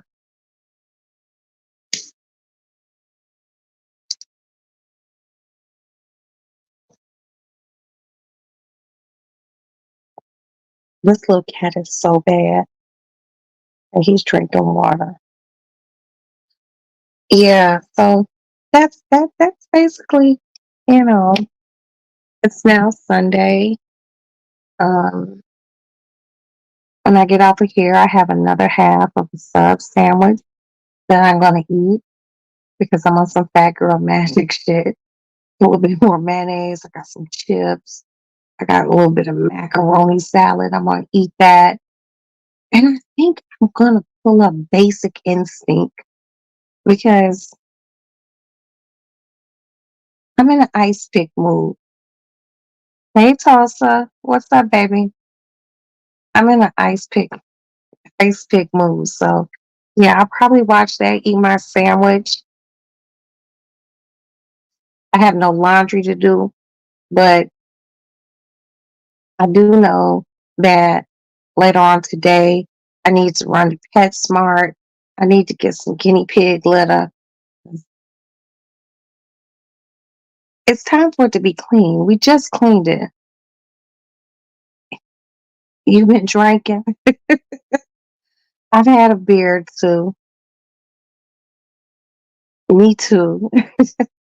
Um, Run to PetSmart. And I have some cod in the refrigerator, and I think I might marinate that tonight and let it sit in some lemon juice and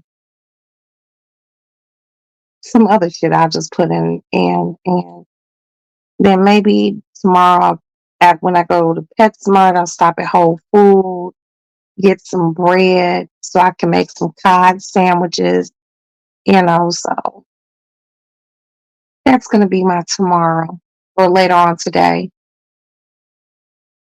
But I so do appreciate you all letting me just, you know, be slightly upset.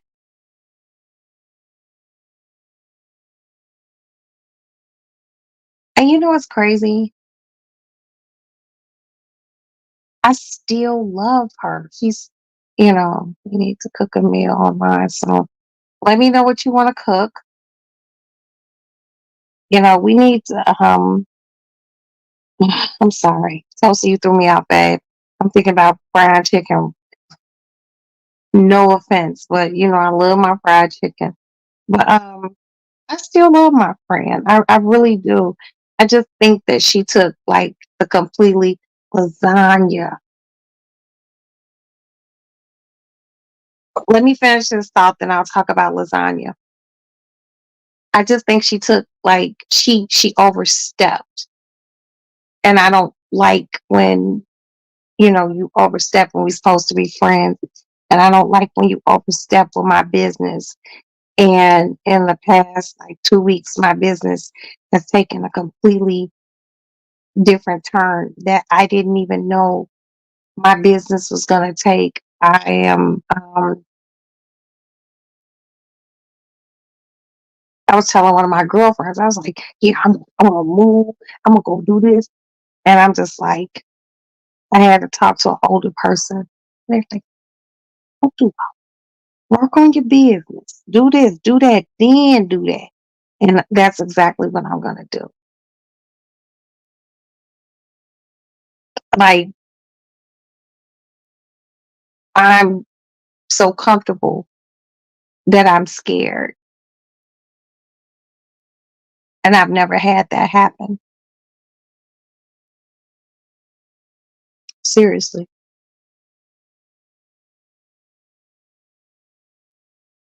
Like right now, I feel like the master of the universe. And I don't know how to deal with all this, but I can only deal with one thing at a time. But those two, my the artist and the mama, oh, I got y'all. I got y'all. I got y'all. I got y'all. I got y'all. And I don't even want to hear from the mama. I just want to hear from the artist. Tulsa, you said lasagna.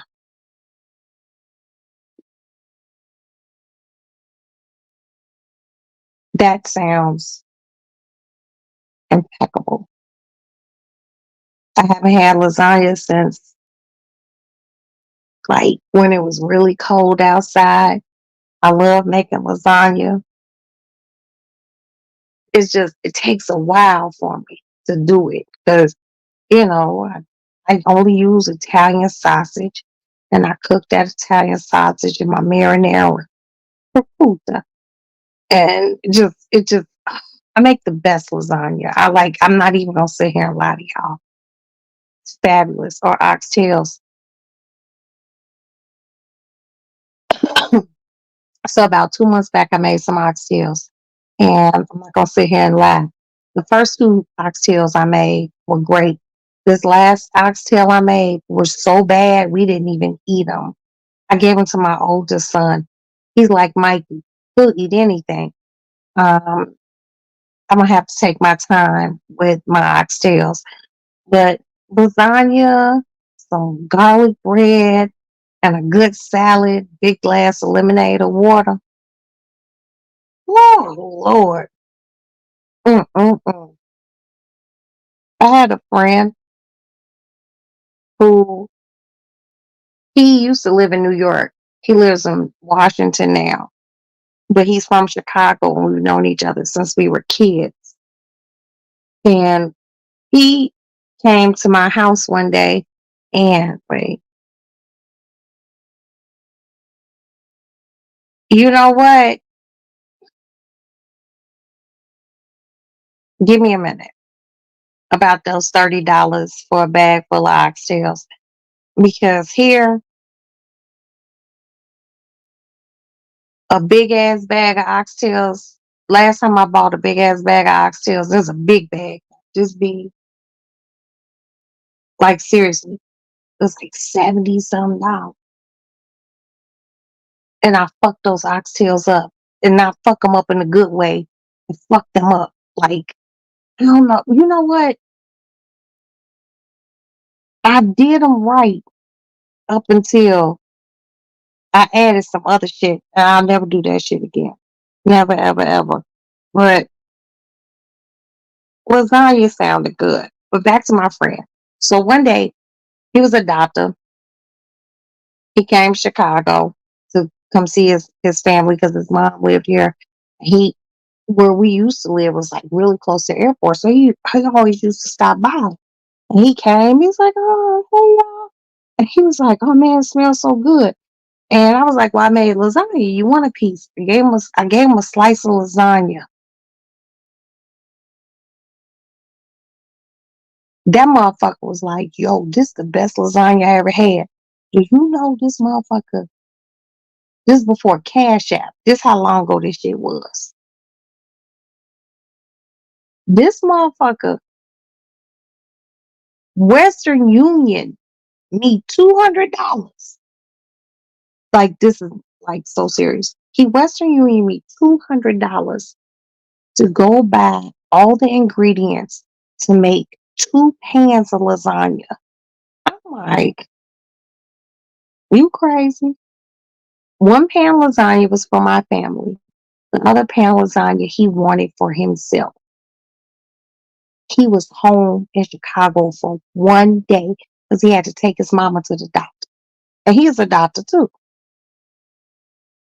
So I made the lasagna 2 days before he got here. Cooked it, I let it cool, and I cut it in squares. I wrapped it in parchment paper, wrapped it in saran wrap, and wrapped them in foil and put them in a Ziploc bag. This somebody who usually travels with a carry-on bag. And y'all know that with the airport shit, you can't take food, shit like that.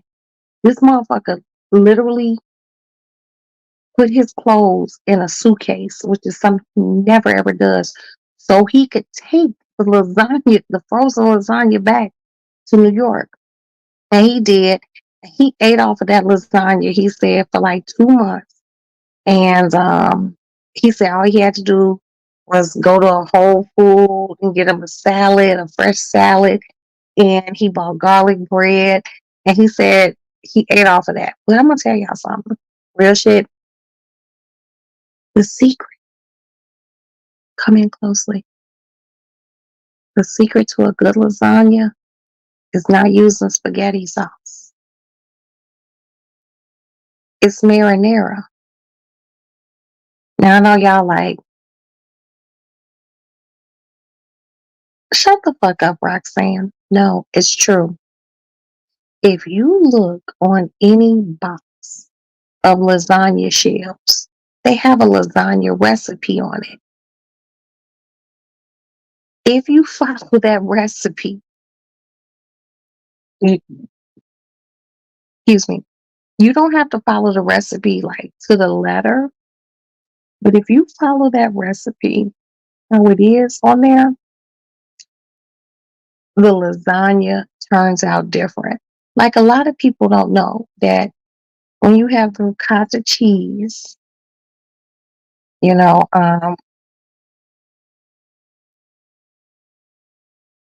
okay, you know this person, Tulsa, vintage paper girl, a vintage paper girl. When you take your ricotta cheese, if you look at the directions on the lasagna box, it says take your ricotta cheese and you put eggs. You know, you crack a few eggs depending on how much ricotta cheese you have. You put eggs in there, salt, you know, white pepper, and okay, all right. Salt, white pepper, eggs, and the secret is nutmeg. You put a dash or two of nutmeg in the ricotta, blend it up, and it has to be kind of soupy so you can ladle it on to, you know, your layers of lasagna. Never thought that a little dash of nutmeg in ricotta cheese, because I had never made lasagna. Like seriously, I didn't make lasagna. And one day my husband's like, "Oh, we were watching something." He was like, "Why don't you make some lasagna?" I was like, "Okay." And I had never made it. And I actually just went and bought the shells and followed the recipe, and it turned out fabulously. Now, some of y'all may know, some of y'all might not know. Nowadays, they have lasagna shells that you don't have to pre-boil. They hard, and you just lay them, and they're called pre-made or ready-made lasagna shells. You just lay those motherfuckers down and do your meat and your sauce and your cheese. And if you want to, you can add like spinach, you know, a good, you can even do a seafood lasagna. It's all up to you. But just a FYI, if you do a seafood lasagna, don't use red sauce. Make a white sauce, or you can buy like an Alfredo sauce or something like that, and cut it with, you know, with some ricotta. Put white wine in it, like a sweet white wine, egg, mix it up. You know, don't use red because red sauce on seafood with lasagna. It doesn't pair very well. But I've become quite the lasagna connoisseur. I'm really looking forward to Thanksgiving. I have family coming. One of my girlfriends is coming from Louisiana. I have another girlfriend coming from out of town with her family, and I'm looking forward to cooking like a huge feast. I'm doing. I'm actually ordering a fried turkey breast.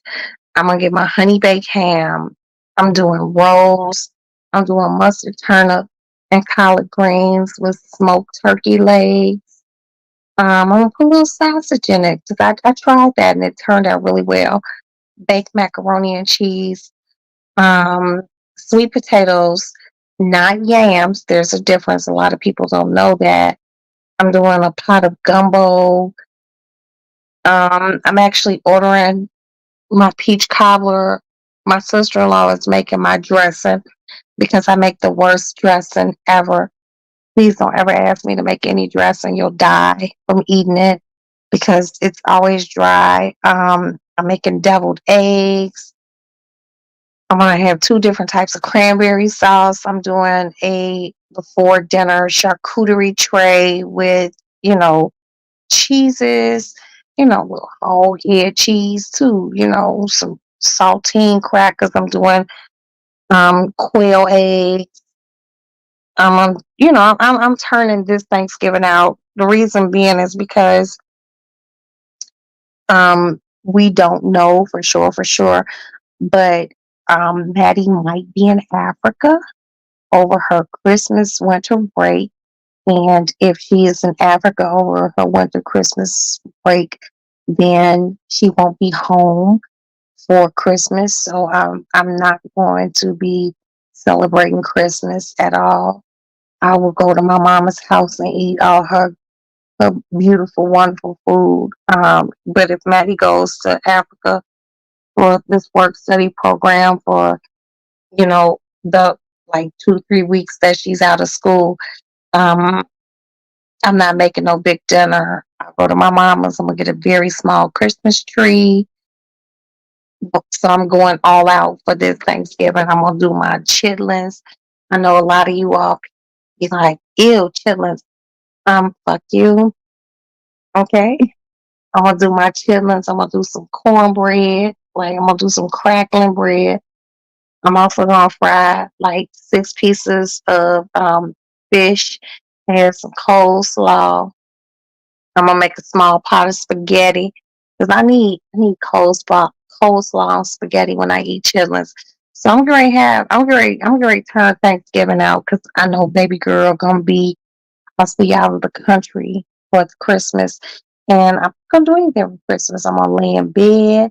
I'm gonna go to my mama's house, get a bunch of food, hang out with them, come back home.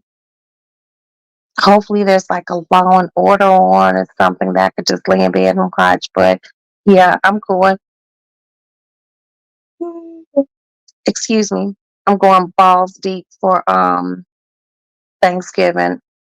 My girlfriend who lives in Louisiana, she, excuse me, she's gonna ship me some boudin because I'm gonna make some boudin and yeah, I'm going crazy Thanksgiving.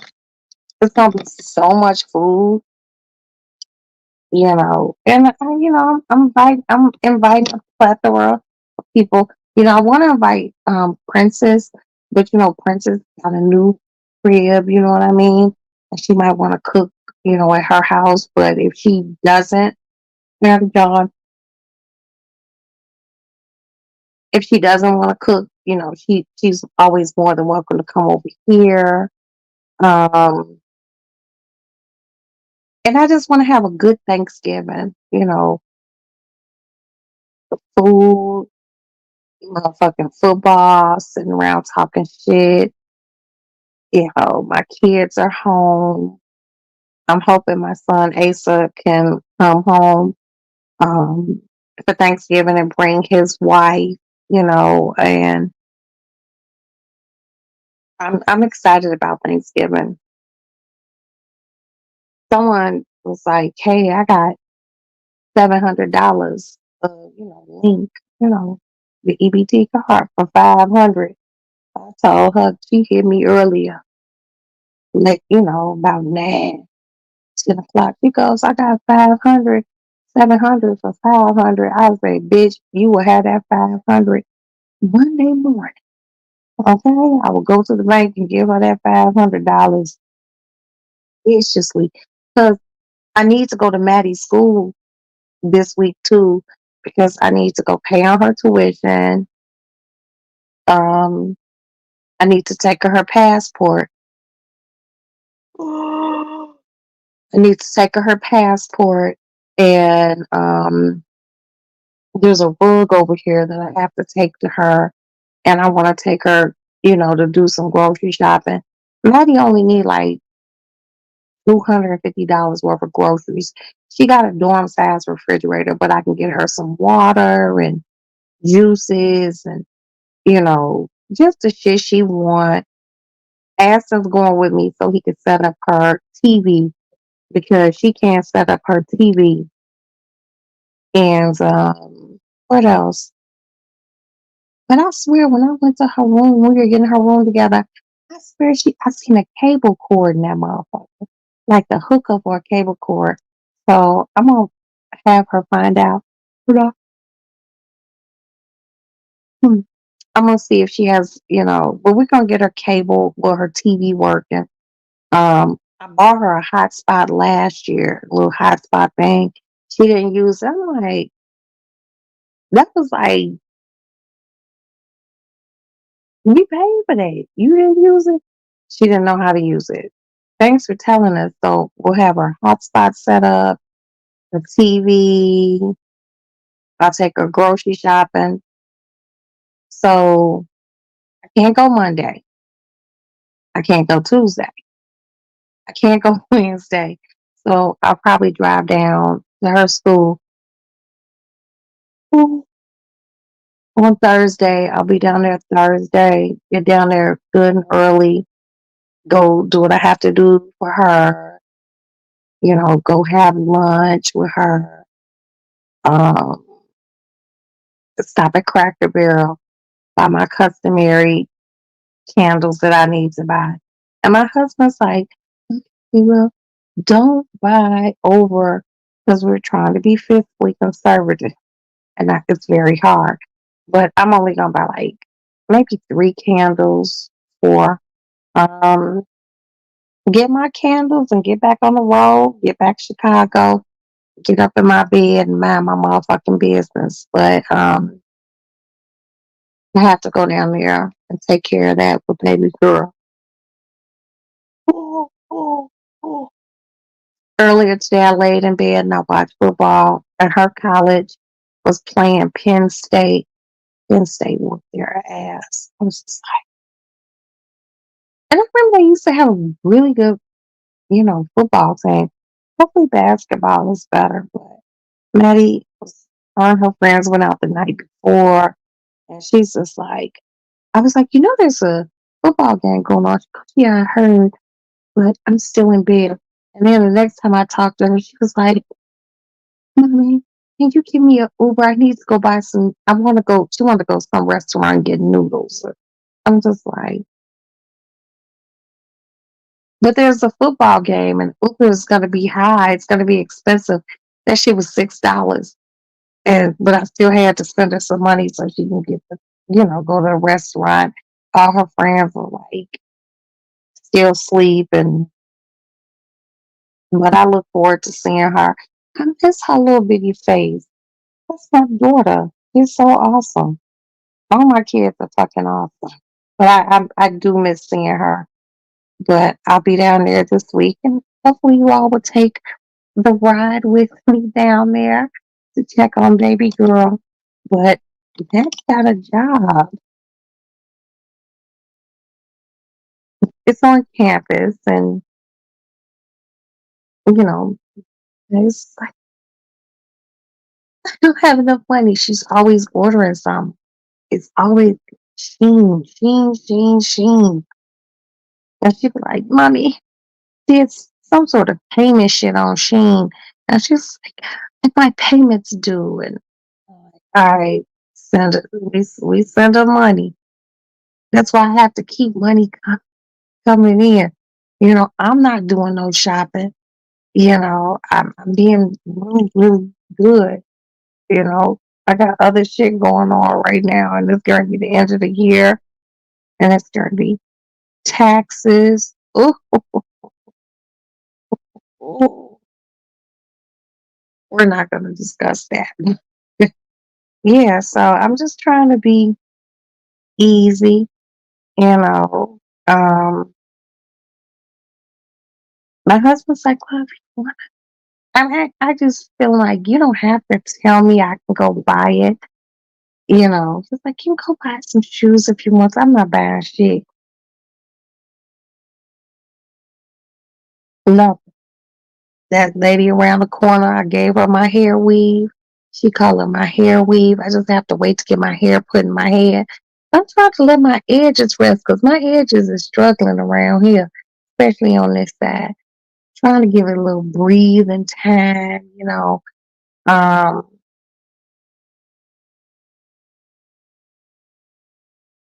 yeah,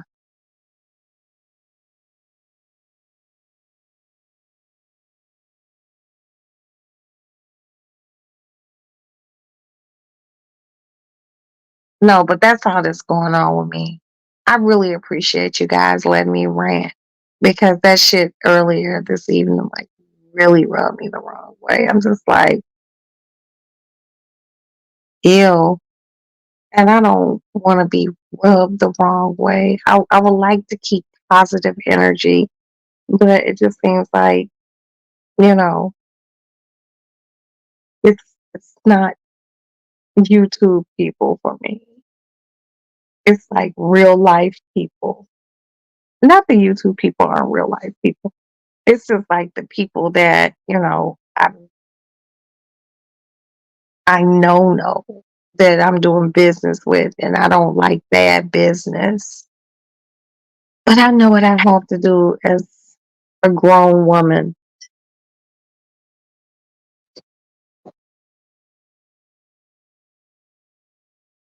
so but I sometimes I need to get it off my chest. It's just like I have a lot of beautiful things happening in my life. And, I'm usually not up this late, you guys. I don't do lives this late at night, but um, I always wait for my son to get home. I take naps early, make sure he made it home safely. And I can't go to sleep, and my brain be just moving when I see bullshit afoot. And, I just get upset, you know, but I'm not screaming, I'm not yelling, I'm not going to call anyone out their name, but I'm going to handle my business accordingly. And I just seen something earlier today that just and found out something earlier that completely perplexed me. And you not gonna play with me when I've invested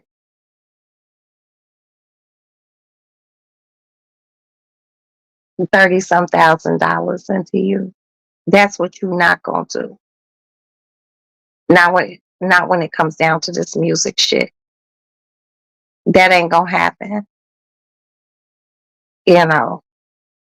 The one thing within music, people don't want to know that you welt some people with shit because then everyone will side eye you like, oh, okay. Hmm. And they might not want to fuck with you.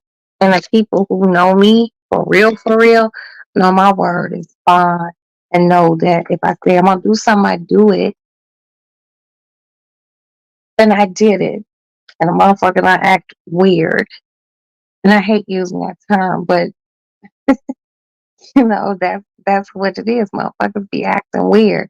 But you're not gonna act weird with my money. Now when I got like 3 attorneys, I will ruin you and your mama.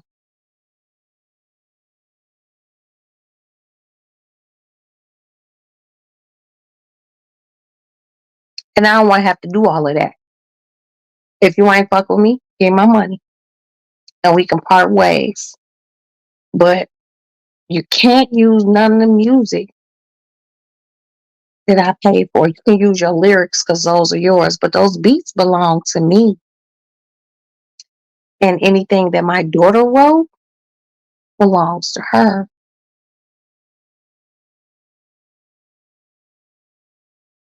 And the best work, like all bullshit, that was done was the work that he did with his brother.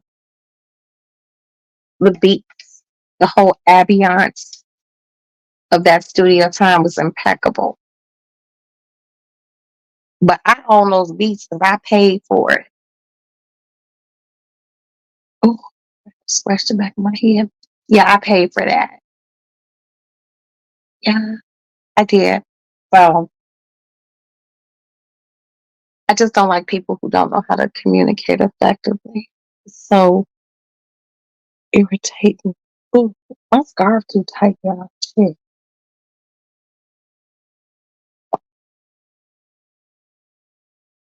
Okay, that feels better. Yeah, so that's just basically where I am with that.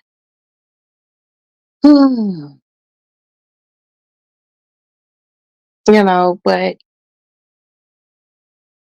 my attorney has recently had a child. My lead attorney, she recently had a child. My secondary attorney, just she became a judge, so she had to give me a different attorney within her law firm. So I got a lot going on, but I will sue the fuck out of you if I have to. Always know that. Always know that. I don't even want to have to do that to people who look like me. Don't don't treat me funny. God damn it. Communicate. It's the key. Communication is the key. People just don't know how to do it anymore. It's a lost art. And you know why it's a lost art?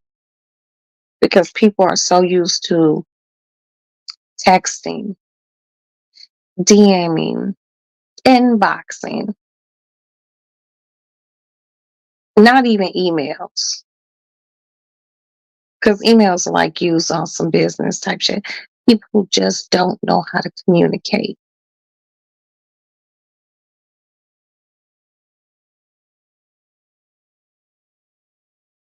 People don't know how to have a conversation. Hey, what's going on? What, woo bop de bam. They don't know how to do that because people are so comfortable with texting. Because I don't know if people have lost consciousness of voice and hearing a person's voice like, hey, I don't like this. And this is why I don't, and then like, what's going on with you? And them being able to answer back, it's like a certain level of, excuse me, I feel a belch, but it's not coming. Um, People have a certain amount of cut offness and standoffish offness with texting, excuse me, with texting, DMing, inboxing. I was born in 1971, long before there was texting, DMing, all this. Facebook, Instagram, Twitter. That's why people don't know how to talk. It's a lost art of communication. I have not lost it,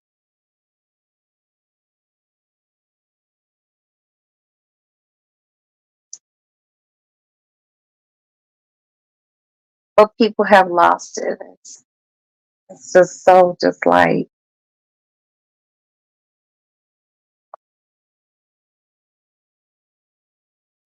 I've always told my children, I'm just like, hey, if you really have something to say, don't text the person. Call them. Ask, can you all link and have a conversation?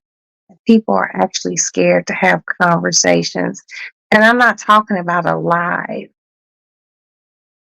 like an actual just phone conversation, mano y mano, one on one. People don't know how to do that. And it's really disgusting. I had to tell my doctor. She was sending me texts about like all my blood work. I got this thing going on my back. And I was like, I hit her within the text that we were sending. I'm not gonna tell you all her name. I was like, stop texting me. Call me.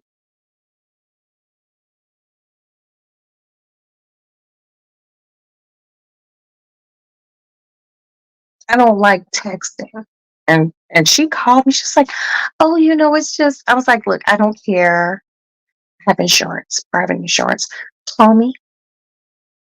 Even if I didn't have private insurance. Like, I don't want to read all of that. I got glasses. My eyes already bad and I'm dyslexic. Bitch, just call me to tell me I got arthritis in my back from where I got epidurals.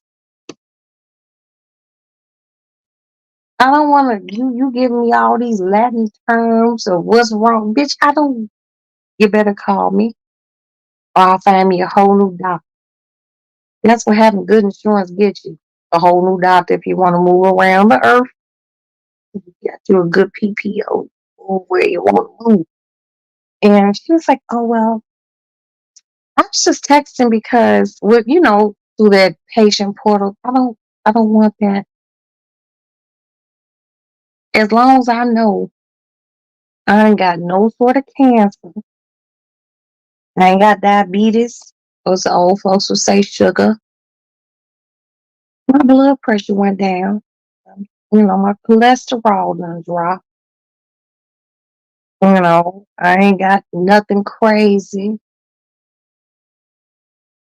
other than my back shit. Call me. She was like, okay, well, I'm sorry. I'm saying, okay. I don't usually do this for my patients. I was like, I'm your patient. My husband's your patient. And both of my children are your patients. You got a whole family. Call me. Stop texting me. Oh, but yeah, y'all remember back in like June, I had a back problem. So basically, what they found out is the little spot in my back where they kept doing epidurals, just kept getting pregnant. Uh, it's developed some scar tissue, and that scar tissue, they go in between the bone, your backbone. They go in because it's like bone, and you got like some cartilage shit, and then like the spinal cord is in between that bone. Like, so this your spinal cord, this your spinal bone. The cord is in between there, and it doesn't develop like maybe like some scar tissue or some shit.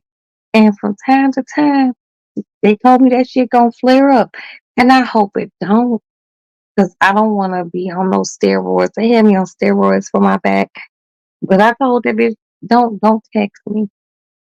And she followed me on. My actual doctor follows me on here. So, baby, if you heard me call you a bitch, I meant it. And thank you for, here on out doing the phone calls. But yeah, that's what was wrong with me. And my back was like really hurting. And sometimes I bought these rubber band things. They want me to stretch. That shit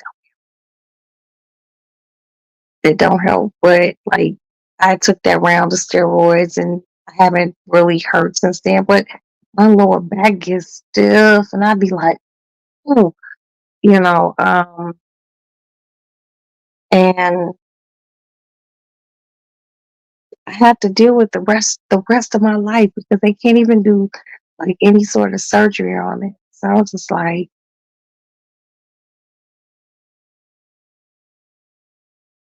all right, but it hasn't hurt since then. So, but that's where I say the lost art of communication comes in. You know what I mean?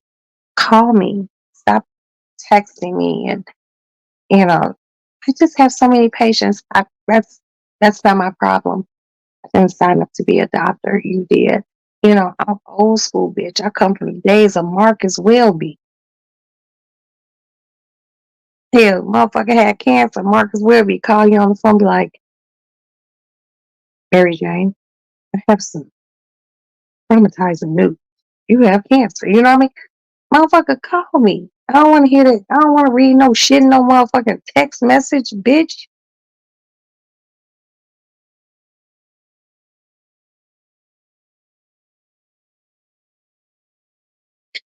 They got me on a pill, though. Ooh, and the pill so tiny. Kiki, the pill so motherfucking tiny. It's about, I can't even, I can't even, it's tiny. And you wouldn't think something that tiny could work. But the crazy part is when I take it out, because it's in like one of those tab things with a bunch of different, bunch of pills in it, and you pop it out, girl, if my hand is even moist, it starts to dissolve. So as soon as I put it in my mouth, I have to hurry up and drink water. So, because the taste is horrible. And it's a tiny ass fucking pill. I'm like, damn, this little motherfucker work crazy.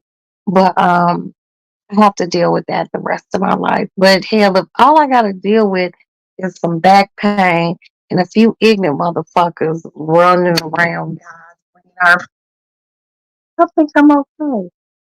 I think I'm okay. Mm, everything will work its way out.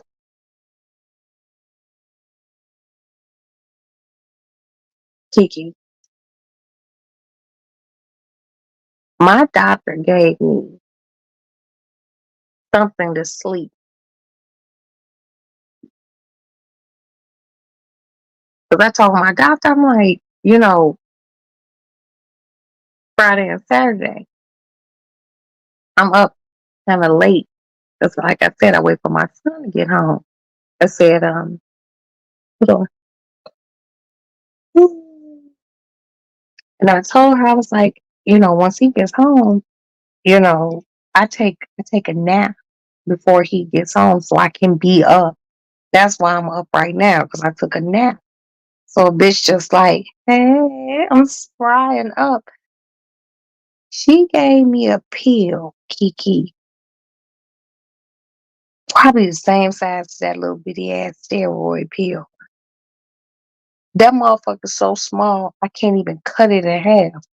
I took one. I got a whole, like 30 days, excuse me, 30-day supply.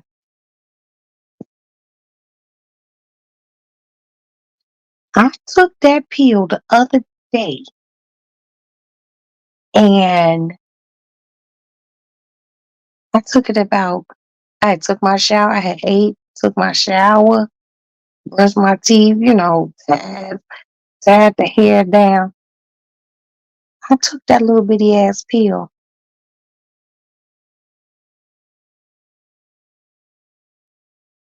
No, first I took my cholesterol pill.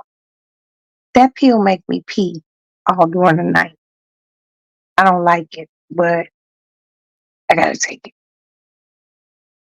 I took that, then I waited. I played my game on my phone. I was like watching like the first 48 or something like that because it was like a little marathon.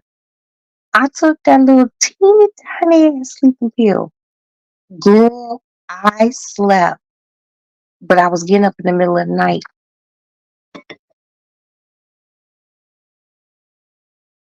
When I tell you, I remember getting up, going to the bathroom, then wear my house shoes because I remember feeling the floor, the coldness of my bathroom floor on my feet. I slept till 1 o'clock the next day. Oh, yeah, that shit's scary. I was like, I saw my husband. He called. He's like, oh, you haven't called me. Nigga, I'm just waking up. It was like I took that pill. He was like, well, what time did you take that sleeping pill? It had to have been about 10 p.m. My ass was, and I'm like thinking to myself, well, damn, every time I got up to pee, I know I was peeing, but did it throw me off? Me too, wide awake, listen to my baby in the other room with her friends. Oh, happy birthday! Happy birthday, Kiki's baby. Girl, I don't know what the fuck it is. It's some old long ass, Latin ass fucking name. Girl, the pill's so small. I'm like, it ain't no way something this small could fucking put put me. And guess what? And see, this why I stopped taking it too, because I don't remember dreaming. See, I remember some of my dreams, but that shit just had me to like sleeping so hard. I'm like, damn, bitch, what you trying to do? I gotta be able to hear shit. I just remember going to the bathroom, and I like to sleep with the TV on. And I remember like 2 times I went to the bathroom, the TV was on. The third time I got up to go to the bathroom, my husband had cut the TV off. And I remember coming back in the room and getting the remote control and cutting the TV back on because I can't sleep with, I can't go back to sleep effectively with the TV off. I don't know how many of y'all out there need the TV on to sleep. Um, if you ever invite me to your house, um, especially my lady friends, if you invite me to your house and you're single, yeah, don't be mad. Um, I'm gonna keep your TV on if it's in a guest room. If I'm sleeping on your couch, I'm gonna keep the TV on. And if you one of those people got a white couch or something, or no guest room, and I got to sleep on the side of your bed, I'm in the bed on one side. I got to keep the TV on. I just cannot go to sleep without the TV on. I don't know what it is. And you know what's crazy? Like I said, I only took that pill one time. I haven't even taken it since. I'm too scared. But in the middle of the night, the TV on when me and my husband go to sleep. He usually fall asleep first. He leave the TV on. Let me tell you, as soon as he cut that motherfucking TV off, he said you was just snoring. And he said I'll wake up and be like, I'm up. I wasn't asleep.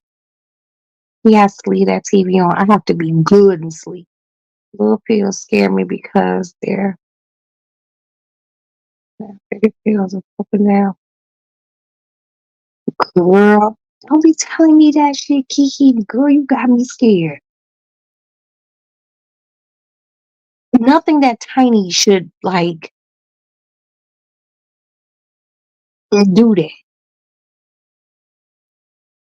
Hell, I ain't a nurse or a doctor, but what I've learned just in my lifetimes of Roxanne Johnson,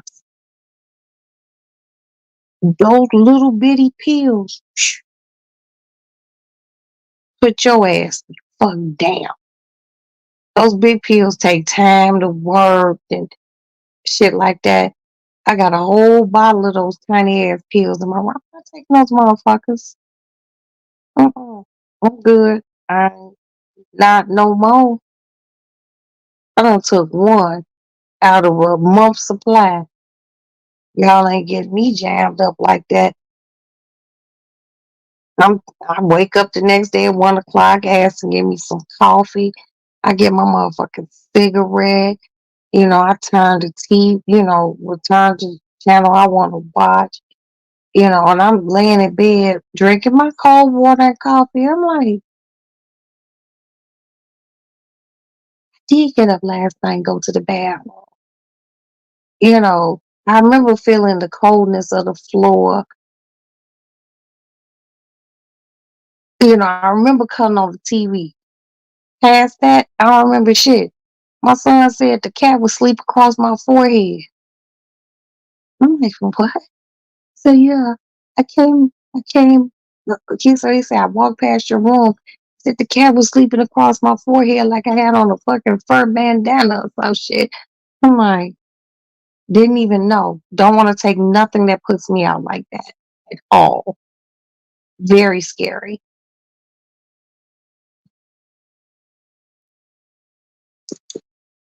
When I was having those back problems, if you all remember, the doctor wouldn't give me anything for my pain. And then we found out why. But I live in between doctor to my right, doctor, who, and they gave me like just like a Vicodin or a Tylenol 3. You could take one of those, the pain subsides, I can go to sleep, but I'm conscious about what's going on around me. I can hear shit, you know. If my cats run too much, they playing too much, I'm like, sit your ass down. I don't want nothing that my husband left to go to work. I didn't hear shit. The motherfucker, I got up, I took a shower, I came back in the room. The nigga said he cut on the ceiling light. I'm like, what? He said I didn't flinch. He's like, you were sleeping. He said I was sleeping so different. He said, he looked at me. He was like, this bitch. He, he said I was sleeping just like, because like, if I lay I sleep on my side. I sleep on my left side.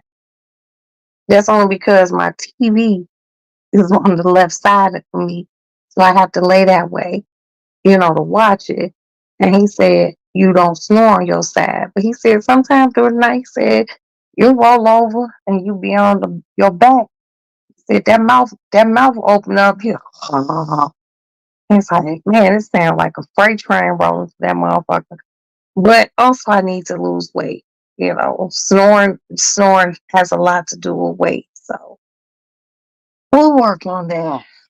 Different story for another day. But he said you was sleeping so hard. He said you was on your side for so long. Because I usually go from my left side. And he said, I roll over to my right. So I stayed on my left side for so long. That motherfucker said, oh, yeah. I'm just hearing tires screeching. He said I slept on my left side for so long that he said he motherfucking touched my neck to see if a motherfucker had a pulse. I'm like, damn, babe, I wasn't trying to scare you or nothing. He was like, did you take that pill that the doctor? I was like, no. He was like, you were out. I don't like being out. That shit scared. Don't nobody have time for that shit. I'm just, ugh, oh, no. So I suppose I went, you guys, this month to get my Juvederm injections. We won't be doing it this month. We'll be doing it in October. Also, I will be getting my mammogram, getting that titty smashed in October. Um, and we are going to start my Christmas shopping. You know what? Um, that's a lie. That's a lie. My fault. Because if Maddie's not here for Christmas, I'm just asking what that new, they're coming out, just so you all know. Anyone with children, grandchildren, PlayStation is coming out with a handheld video game thing. Like Switch, like Nintendo Switch, but it's PlayStation. That's all he wants for Christmas, and he wants 3 pairs of gym shoes, which he will probably only get two, and maybe a few pairs of clothes. Um, Maddie, your ticket to Africa and, and some money to spend in Africa. Merry Christmas. I don't want shit for Christmas.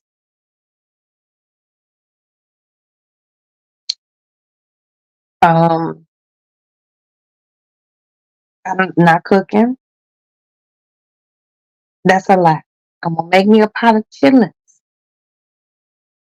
Ooh, and some fish, a little bit of spaghetti, and I might buy some pre-made spaghetti and dress it up, and some coleslaw, a little garlic bread, and because now my son eats chitlins, but I'm also going to my mama's house. I'm gonna get her food for Christmas, but you always gotta cook something at home, just a little something.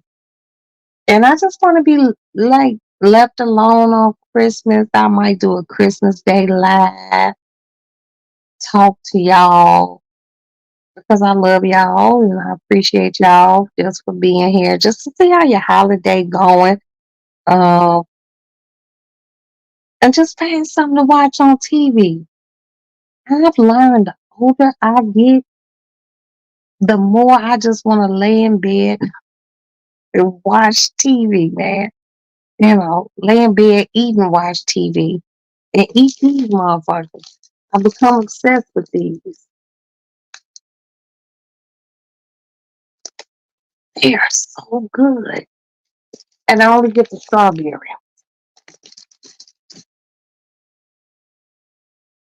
Stop. Anyway, I love those things. But just to be able to relax, you know, excuse me. Um,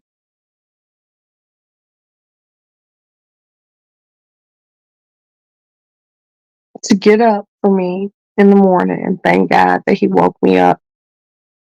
Know that my kids are good. My husband, my mother, my sisters. I ain't popping in on YouTube or Instagram, seeing nothing happen to you guys. Even people that irritate my fucking butthole, they're good. It could be raining, it could be snowing, it could be an overcast day, it could be a sunny day. I wake up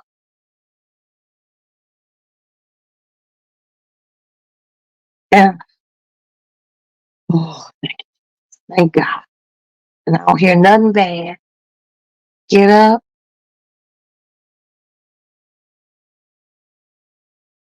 I go pee,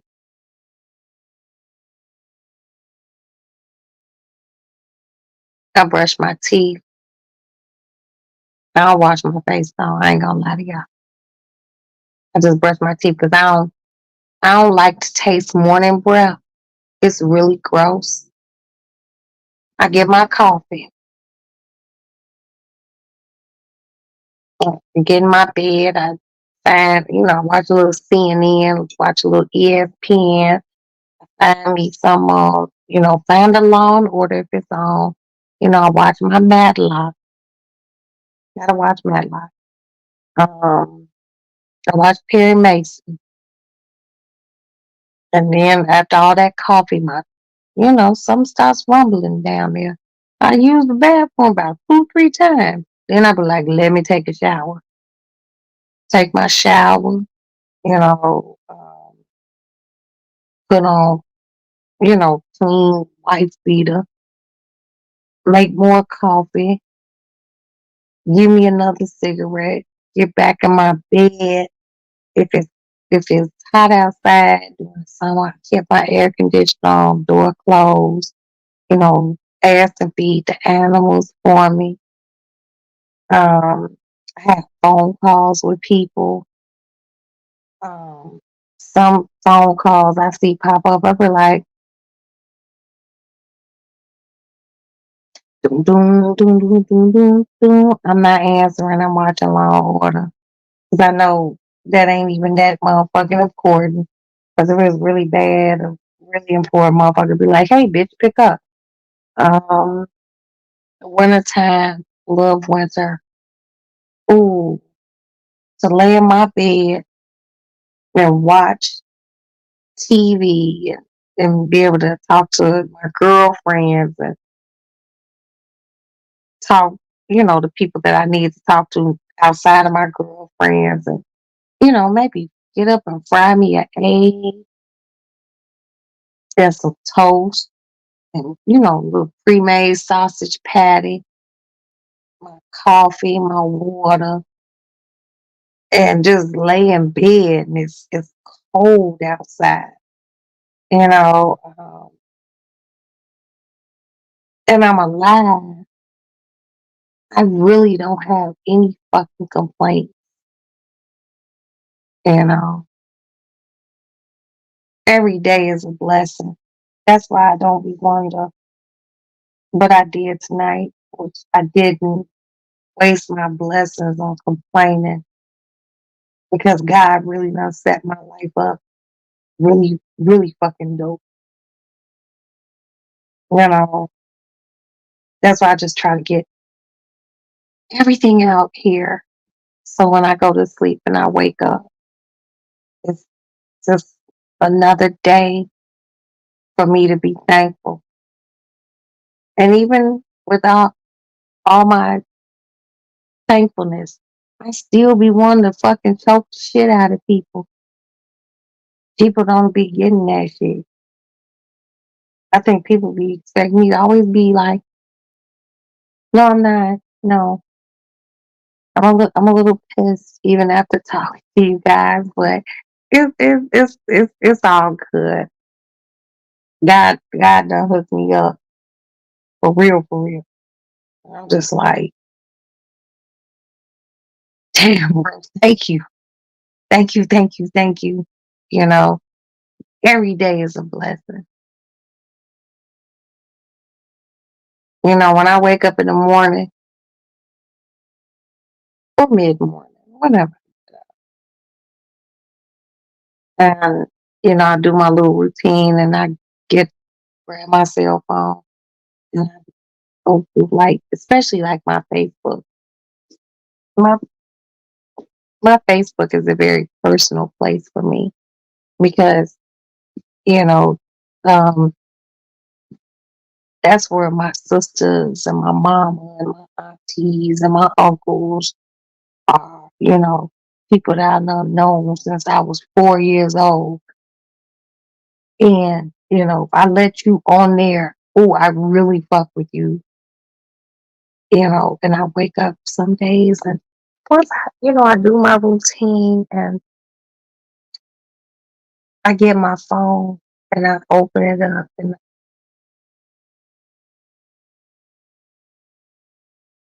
oh, yeah, I hope they don't start shooting.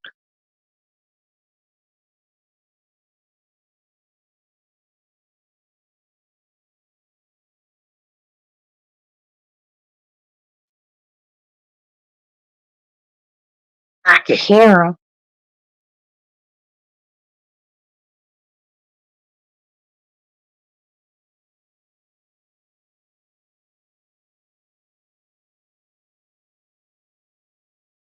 Do y'all hear that?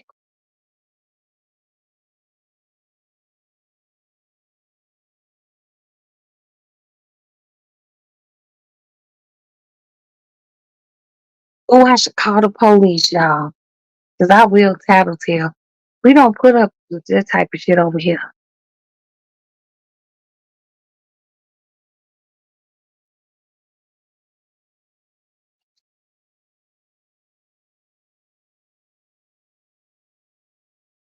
Someone please call 911. I can't dox myself. Hi, can you please send a unit over here to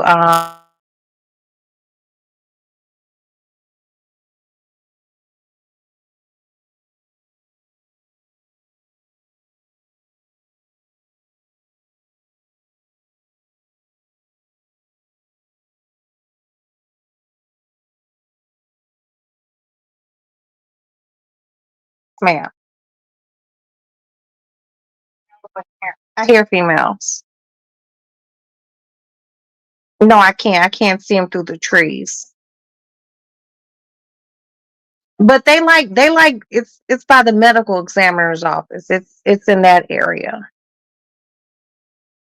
Probably Harrison and the medical examiner's office. No, like it's off of Harrison. You know where the ME's office is. I don't know what street that would be.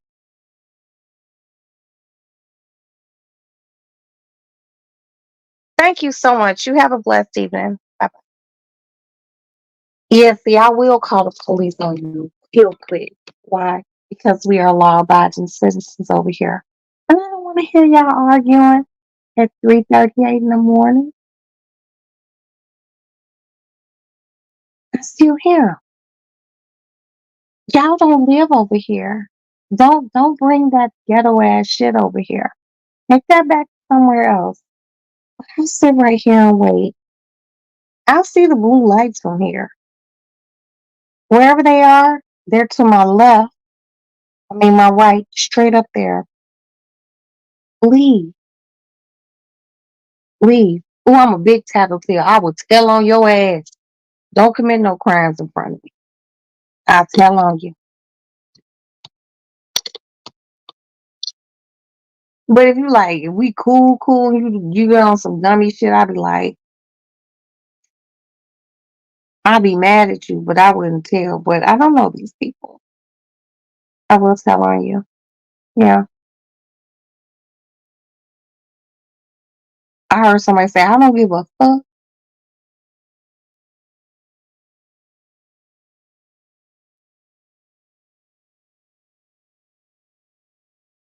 I don't know, but I don't want to hear it. Sitting on a lady lounge. This is like my fortress of solitude. I don't want to hear that. Just like the people who used to live under here, underneath me, they're gone. The people who lived underneath me before them, they're gone. They were too loud.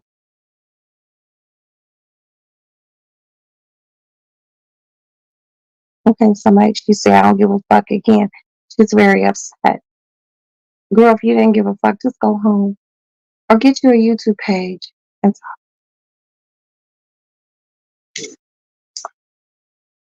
Oh no, but I'll call the police on you. I don't give a fuck.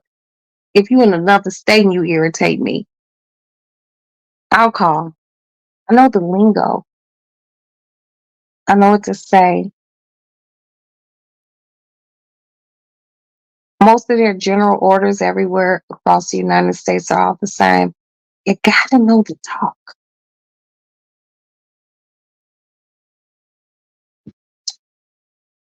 I just don't want them to start shooting. Like that type of screaming and yelling usually brings some pow pow type shit. Get your ass from over here. Go in front of your fucking house. Go down the street from your house.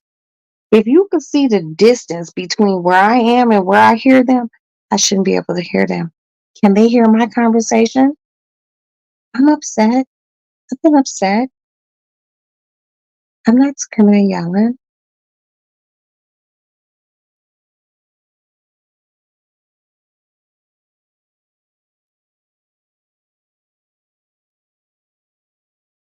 And she doing all that screaming and yelling. And your point is not getting across. Speak quietly and carry a big stick. Come on, police, get over there. Because they go down there and chill. And they don't even live over here. People who live over here, we don't chill outside in cars and do shit like that. We're in the house.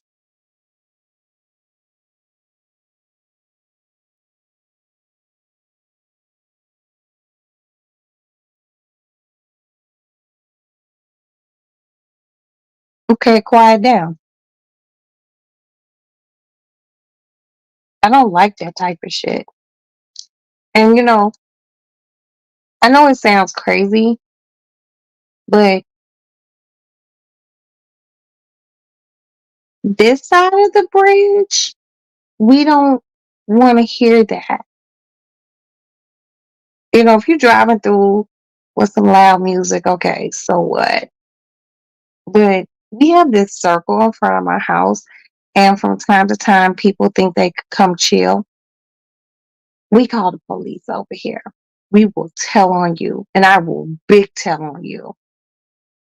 Oh no, the police ain't there. She's just yelling.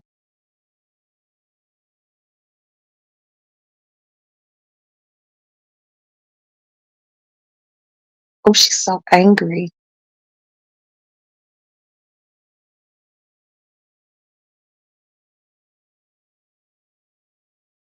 It's crazy.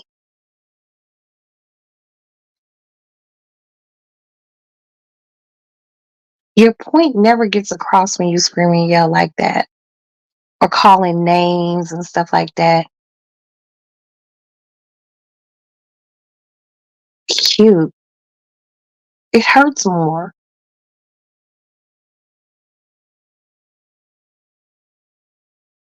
I'm just waiting to see the blue light.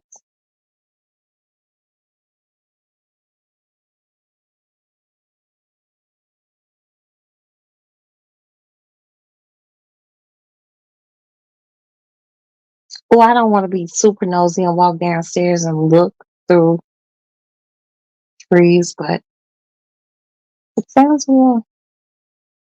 Somebody mad about something. Girl, if you that mad, go home. Take a nice hot shower. Go home, boo boo. Go home and boo boo. Drink some coffee and boo boo. Good hot shower. Big ass glass of water. Some orange juice. That type of screaming, that's a Hennessy scream. I mean, I done yelled at a motherfucker off Hennessy. That's why I don't drink that shit no more. Um, that's some brown liquor anger.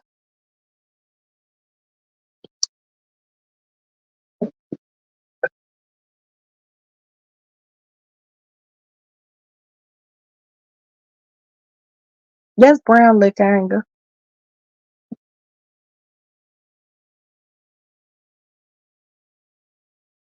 So even when I was younger, I didn't hang outside. I always just like found that like really just like,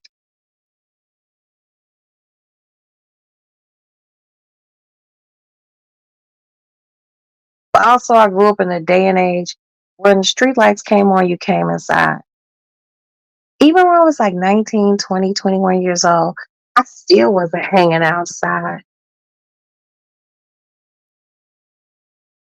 Uh-oh. Wait a minute. We got action. Here they go, y'all.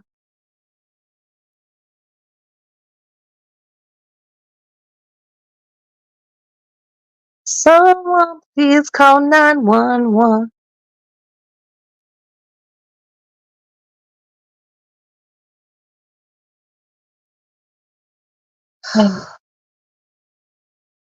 And peace is stored within the land.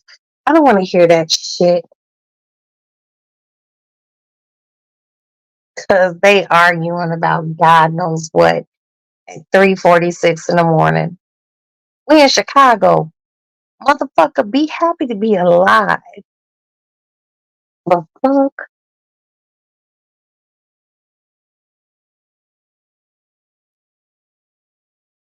That's what you do. Talk about it. Everyone doesn't know how to communicate. Communication.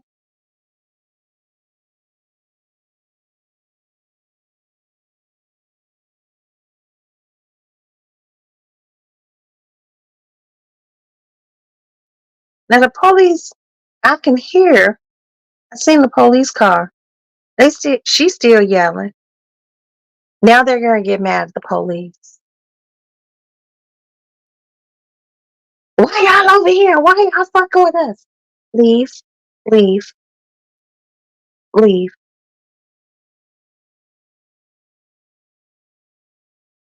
It's always some big mouth bitch.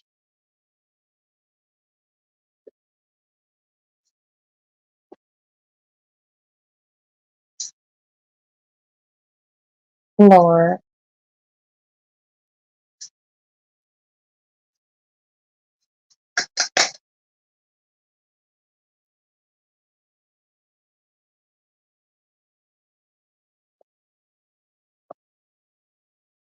why am I still here?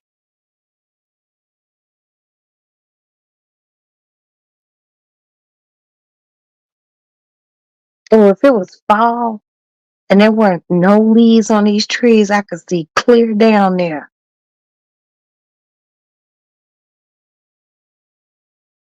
Oh, I'm just too nosy. But who gonna do something about it?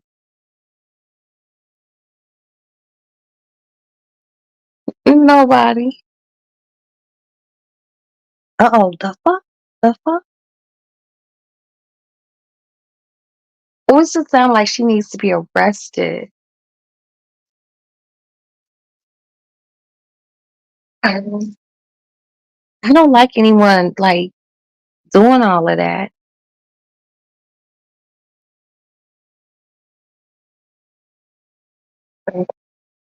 It's Sunday morning. Like, be happy. He's still alive. You probably mad at your baby's daddy Tyrone because he out there with his other little chick. Go get you a new nigga. The fuck? Okay, it's quiet.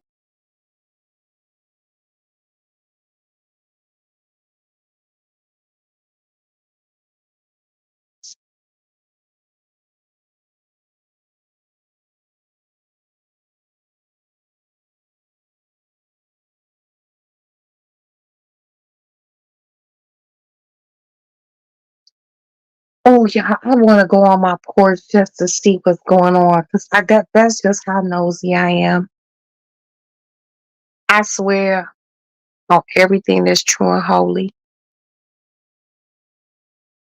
Since I've lived over here, I've seen some shit pop off from this very window right here. Yeah, okay. I done seen some shit pop off. I have successfully recovered 3 guns, foiled 2 carjackings, and caught the same fucking porch pirate twice. Um, I'm very vigilant, and I will call the police on you here, there, anywhere. I will call them. I will call them on your ass quick, fast, in a hurry. See, the beautiful thing about being married to a cop is you know how to talk to other people in law enforcement to get things like cracking. Yeah, I don't even play those sorts of games. I don't like my peace being disturbed.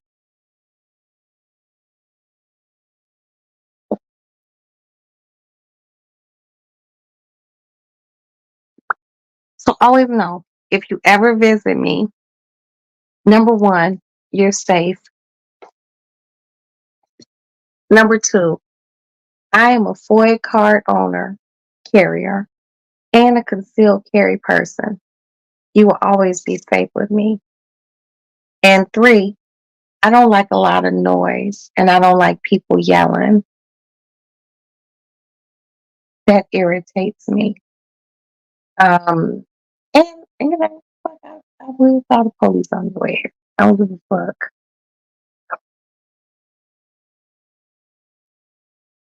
They only sent one unit over there. Oh, damn, y'all, I want to go look.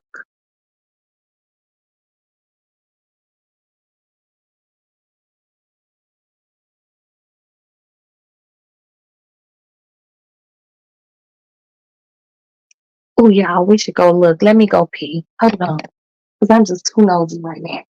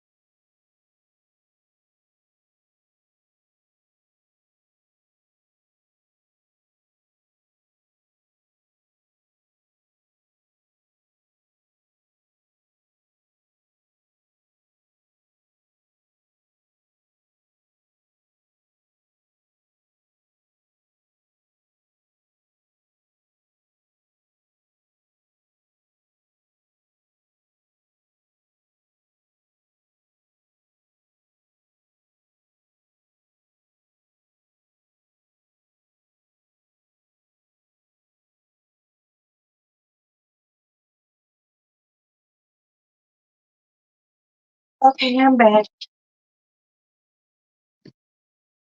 I have my jacket. Okay,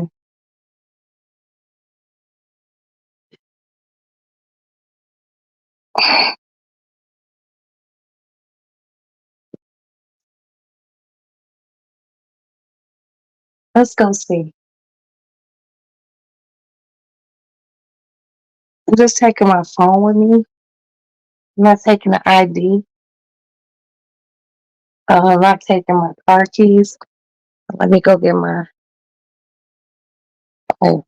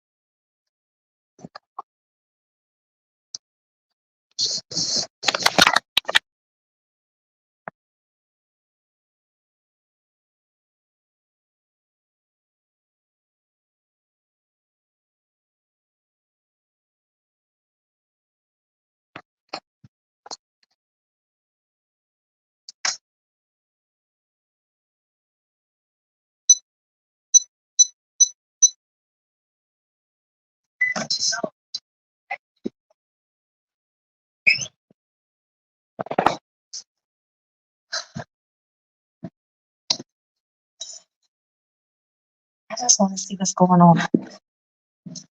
Cause I did call the police on now.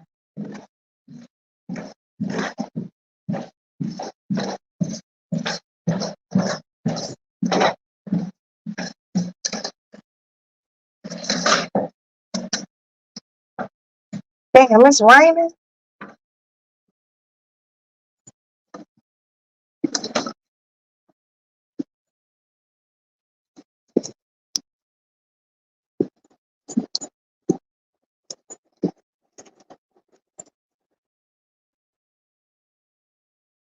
Yo, y'all.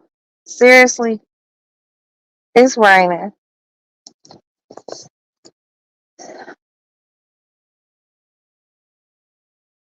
I want to walk down there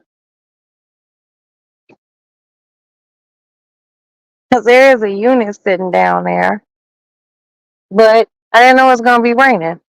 It didn't look like it was raining from the lady lounge window. All right, we're going back in the house. Okay, fuck it. Can't be nosy when you want to be nosy, y'all. Ugh, hey, so much for that.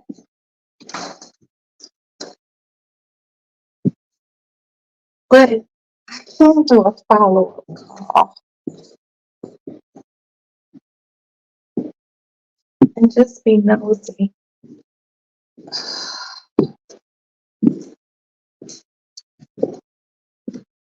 I'm out here in pajamas, with my kids back.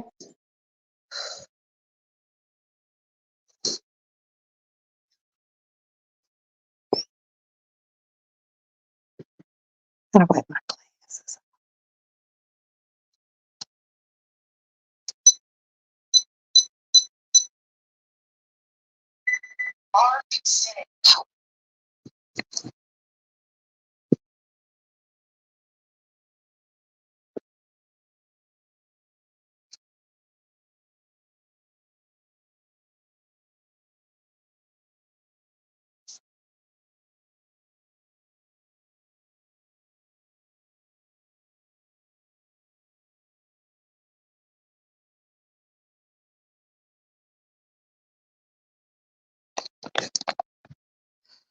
All right, so it's raining.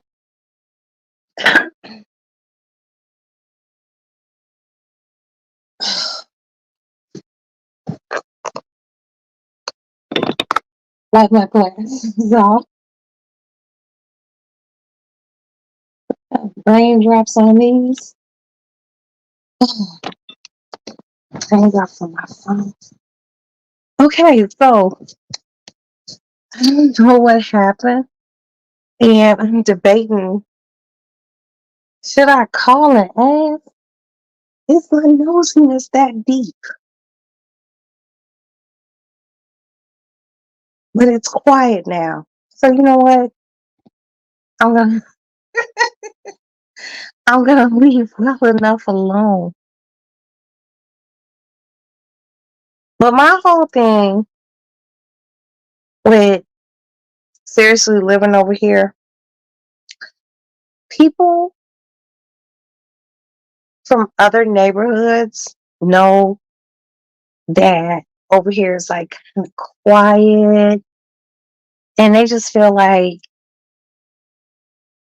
you can come over here and you can hang out, be loud, and we don't like that. Now, usually these times of night, I'm asleep, and it doesn't happen during the week. This is like a weekend jaunt, and I don't like it. Regardless of if I'm in my room, sleep or not, I don't want to hear it. And I've had friends like, "Why can't we do that?" Because we pay too much to live over here. Like, seriously. And I have an expectation of solitude. And I don't want to hear you screaming, fuck that, and fuck that, and fuck that. Go in front of your house or go on the next block. They're literally almost a block from me, and I was hearing that. Stop it. Stop, stop, stop it. Don't come chill over here. Chill in your neighborhood. I know it sounds nasty.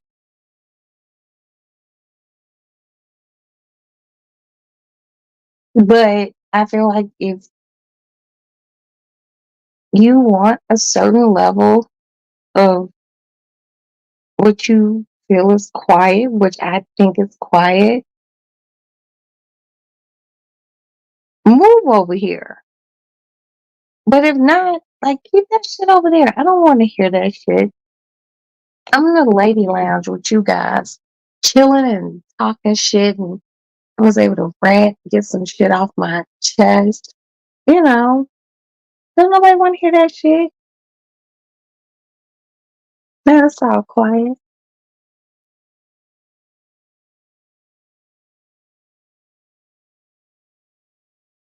Just how I like it. But always know, like seriously,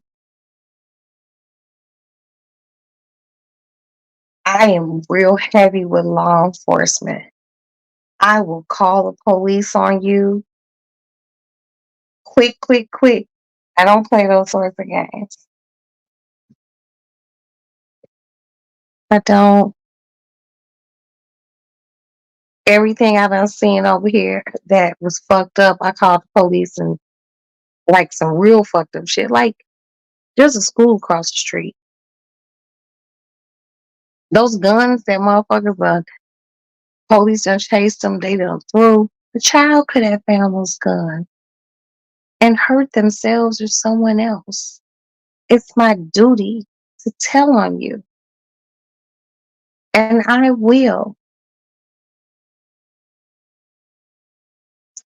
And you know what? About a year and a half ago, motherfuckers tried to carjack these people. Like across the street from me is laboratories, like scientists and shit. And they weren't able to get them.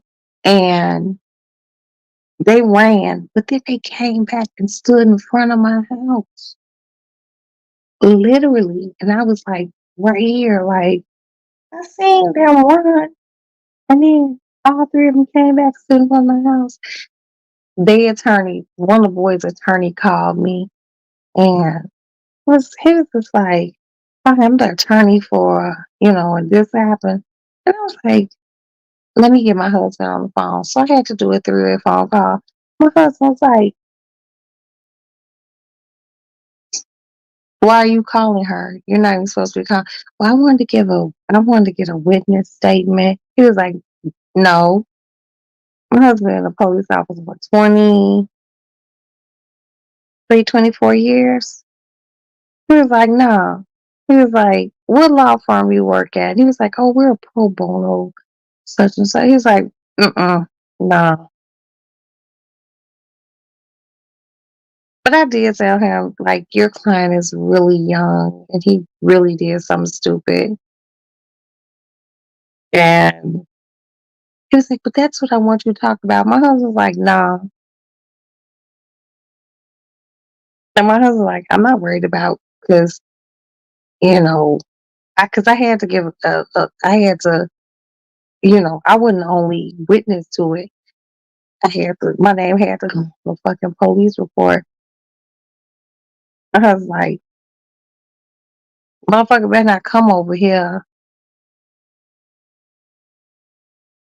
Don't come to this address with nothing. Nothing, nothing, nothing." You be right there. Y'all can't see where I'm pointing, but that's the morgue. We ain't playing these sorts of games. Uh-uh. I love Chicago. Love, love, love. I'm a Chicago girl through and through. But I ain't about the shits here, there, or anywhere with nobody. And it be young people. There's something wrong with these young people. Without sounding like overly old, you know, like I'm on my front porch churning butter or some shit. It's something wrong.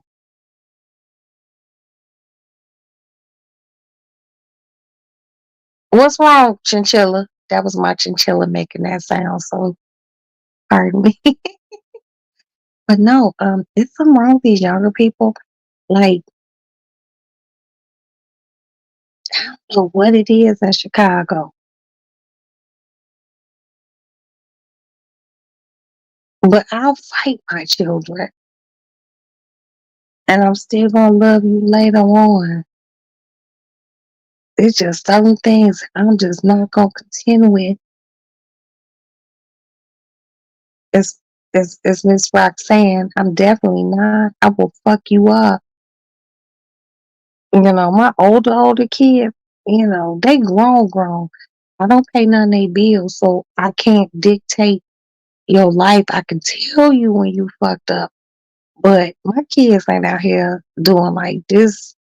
The shit that happens here in Chicago, it is scary in Chicago.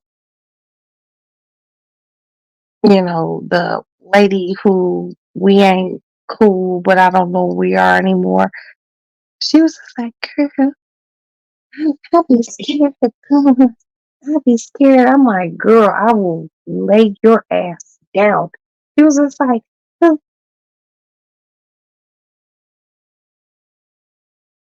Okay, my chinchilla making too much noise. She be like, but why do you do that? And she's scared of weapons. And I told her, I was like, well, I want you to get unscared. Like when you come, you come to Chicago, let me take you out to the burbs. Let's go to the firing range. Let me show you good, pow safety. And she's just like, girl, no. I love a good pow pow. Okay, my chinchilla calling me. What do you want? Ooh, what's wrong? Yeah, I love a good. Oh, yeah. Close this door. Check on the chinchilla.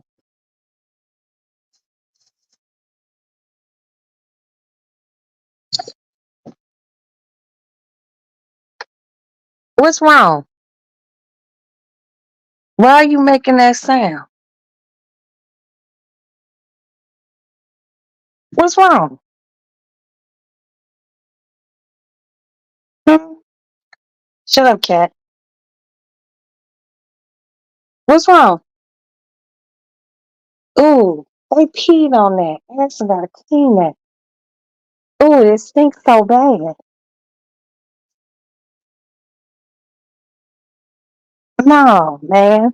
Stop meowing at me.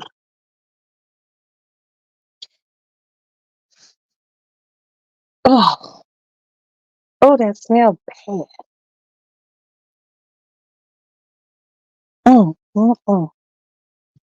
No, but that's just like one of the things I'm into. You know, I like you know going to the range and you know,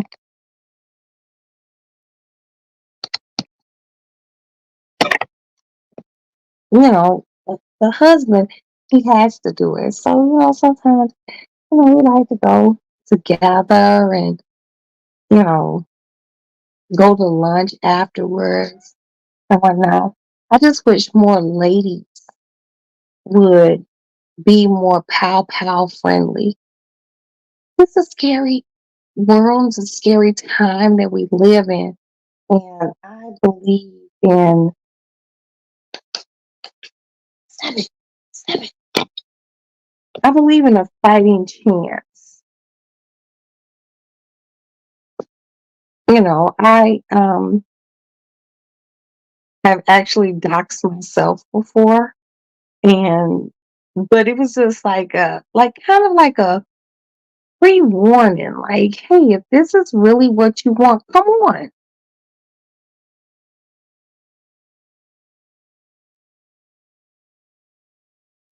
There's gonna be a lot of slow singing and flower bringing. Just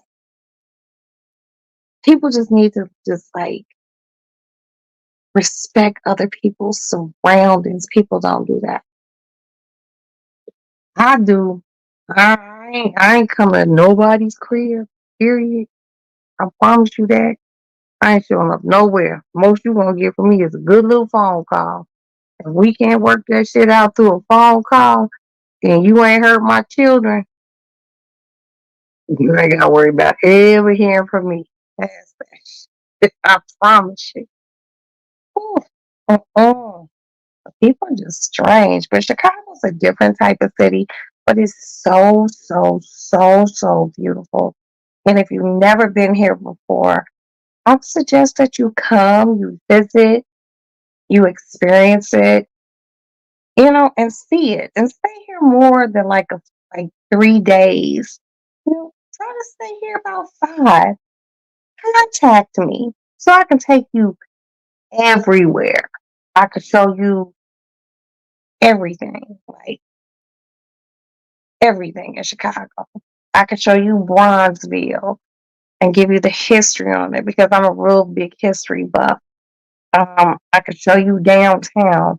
I could show you the north side. I could show you where Ferris Bueller was filmed and, shit like that. Um, I love my city. It's just a little scary and I don't want to have to, you know, be out here, with a pow pow, but I need a fighting chance because the one thing I want to do anytime I leave that porch and that front gate is to get back home to the people that I love the most and be able to do it live with y'all and talk shit. So I have to always be pow pow up because Chicago different. I've been carjacked. It's not good. It don't feel good. It's scary. And I never want to be in that position again in my life. Um, if it happens, um, both of us going over there across the street to the morgue. It ain't gonna be just me. And that's just how I feel,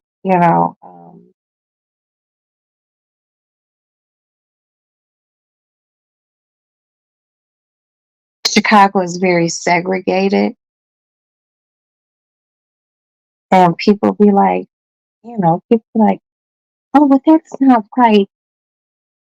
And back in the days, okay, that wasn't right. There was something called redlining. But nowadays, in the 2023, if you can't afford to live there, you just can't. That's unfortunate, but that's not my problem. I'm just being honest. But Chicago is still very segregated. The area that I live in is is very mixed because I'm surrounded by a lot of hospitals, but 2 blocks behind me, 2 blocks that way, it's like a different world, it's like it's crazy. Chicago is ill as fuck. It's like over here, you can't even have any sort of Section 8 housing on this side. The other side of the bridge and behind me, you can. Like these people over here were like, absolutely not. You know, um, where the United Center is, where the Chicago Bulls play and the Blackhawks and their concerts, stuff like that. Like literally, it was surrounded by projects. They tore all that shit down. People were like, "Oh, it's gentrification," and yeah, it was, but projects weren't supposed to be forever. We don't even have projects like that in Chicago anymore because they tore them all down. But in tearing the projects down in Chicago, what that did was it led to people who own multi-unit buildings that were in good standings, people own houses who didn't want to live in the city anymore. They would take, and they could pass the criteria, you know, um, that where they could qualify for like Section 8. They would put Section 8 people into, their buildings or their house, and they would move to the suburbs because they knew Section 8 would pay for, you know, if they had a mortgage, even if they didn't have a mortgage, they knew Section 8 would pay for it. And it brought things that the city wasn't ready for, because I remember growing up here and project people stayed in the projects. And people who didn't live in the project didn't. And those lines weren't crossed. So there was actual gentrification. I mean, well, not gentrification. There was within our own people segregation. I've talked to friends, and I would tell friends like I didn't have friends who grew up in the projects growing up, and they would be like, "Well, I didn't have friends who grew up poor. I didn't have friends who grew up in the projects or none of that shit. I grew up with Jesse Jackson's kids. Like I didn't know nothing about. Like I remember my father driving somewhere and like, what are those tall buildings? It was like they're the projects, and like I did. That's all he would say. I didn't know what they were till I got older, so I didn't know anything like that. You know what I mean? But they done torn all the projects down. Like literally, where the Costco go is that I go to, it was rows and rows and rows of projects. That shit gone.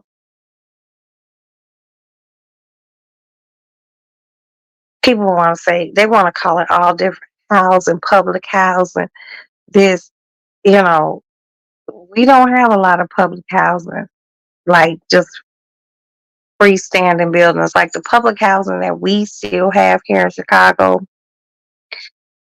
the only reason why they're not torn down is because they had landmark status due to some sort of architecture type of thing. That's the only reason why they're still standing.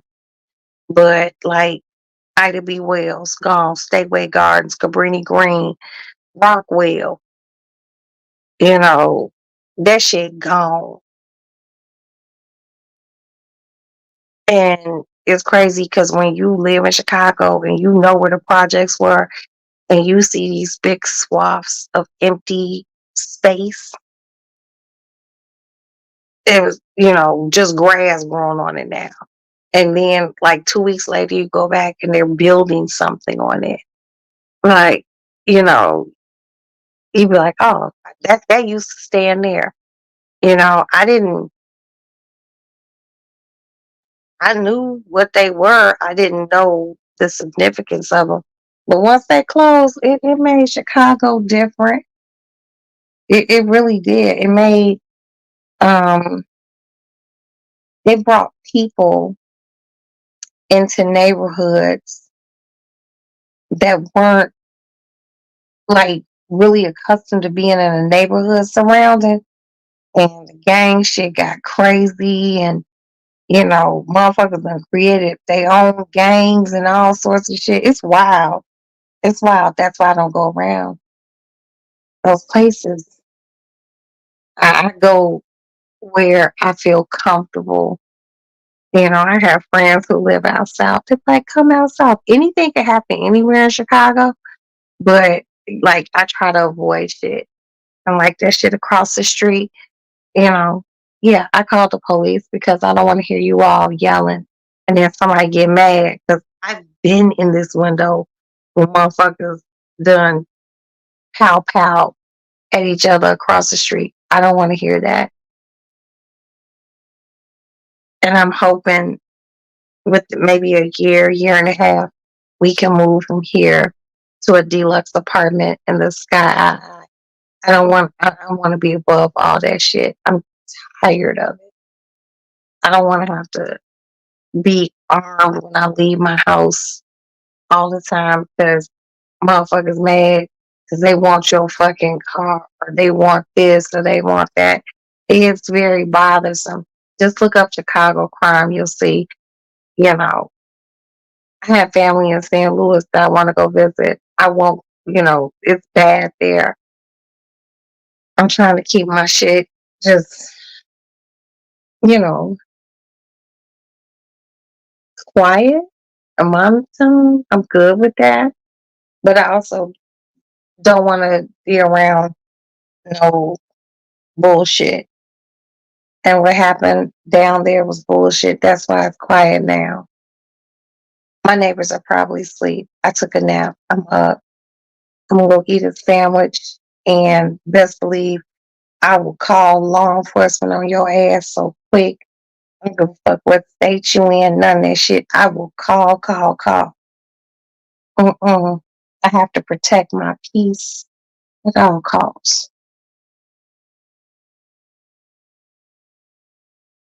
I don't know if you agree with me or not, but that's what it is for me.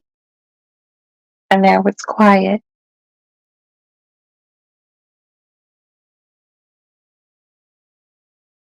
Or is it?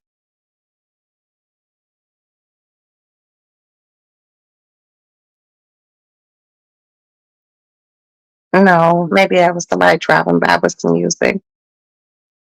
But I'm gonna go eat the rest of my ham sandwich that I bought earlier today. Eat a little macaroni salad, then brush my teeth, moisturize my face, get fucking naked, go to sleep. God willing, he wakes me up later on today. Um, I will be back to talk to y'all because I love y'all. Thank you so much for letting me rant. Um, your presence is appreciated, even the people who are in the bushes. And part of our replay gang, I love you guys. Thank you so much for rewatching. Thank you, Kiki. I love you. Appreciate you. Thank you, Tulsa, for stopping by. I appreciate that. Thank you, Monique B. Beautiful Monique. Thank you, my love bug. Thank you, my country girl, Queena. Thank you, Big Sister username. And thank you, Sparkle. And for anyone else that was here and you did not participate, your presence was noticed, and I appreciate you for being here. I just hope you showed a courtesy by hitting the like button. I travel the streets of YouTube quite a bit, and guess what? Even being in the bushes and listening to people talk about whatever the fuck they're talking about, I always hit the like button because it's the classy thing to do. I might not even agree. Okay, there are certain people that I like. I will not hit your like button at all. But in general, like people that I actually know, I do hit the like button, regardless if I agree or not with them. Um, but I do hit it. You got to hit it. Yeah, so I do hit it. And I appreciate if you guys would hit the like button also. I'm ready to go get my little chubby ass in this kitchen, get this sandwich, put a little bit more mayonnaise on it, get in my bed, find something to watch. And I think I'm going to watch Basic Instinct. I'm going to pull that up, mind my business. God willing, get up later. Thank you guys so much, so much, so much for allowing me to have a Roxy rant. I, it's really appreciated. I think for those of you who've seen my Roxy rant, you actually understand where I'm coming from. So it's just not like I'm just like, No, it's not. It's not one of those things. And I never want to, um, just be one of those people who just be like, because I'm not. If I'm upset about something, I promise you there is such a valid reason because I really am an easygoing ass chick to get along with. It is right and wrong is wrong. And I'm not always right. But on this, yeah, I'm right. So, au revoir. Avita Zane, Arrivederci. Good night. What do you say? Buenas noches. So I gave you all a few languages. Good night. Good night. I love you guys. I will talk to you all later on today. God bless you all. Get some sleep. Ciao.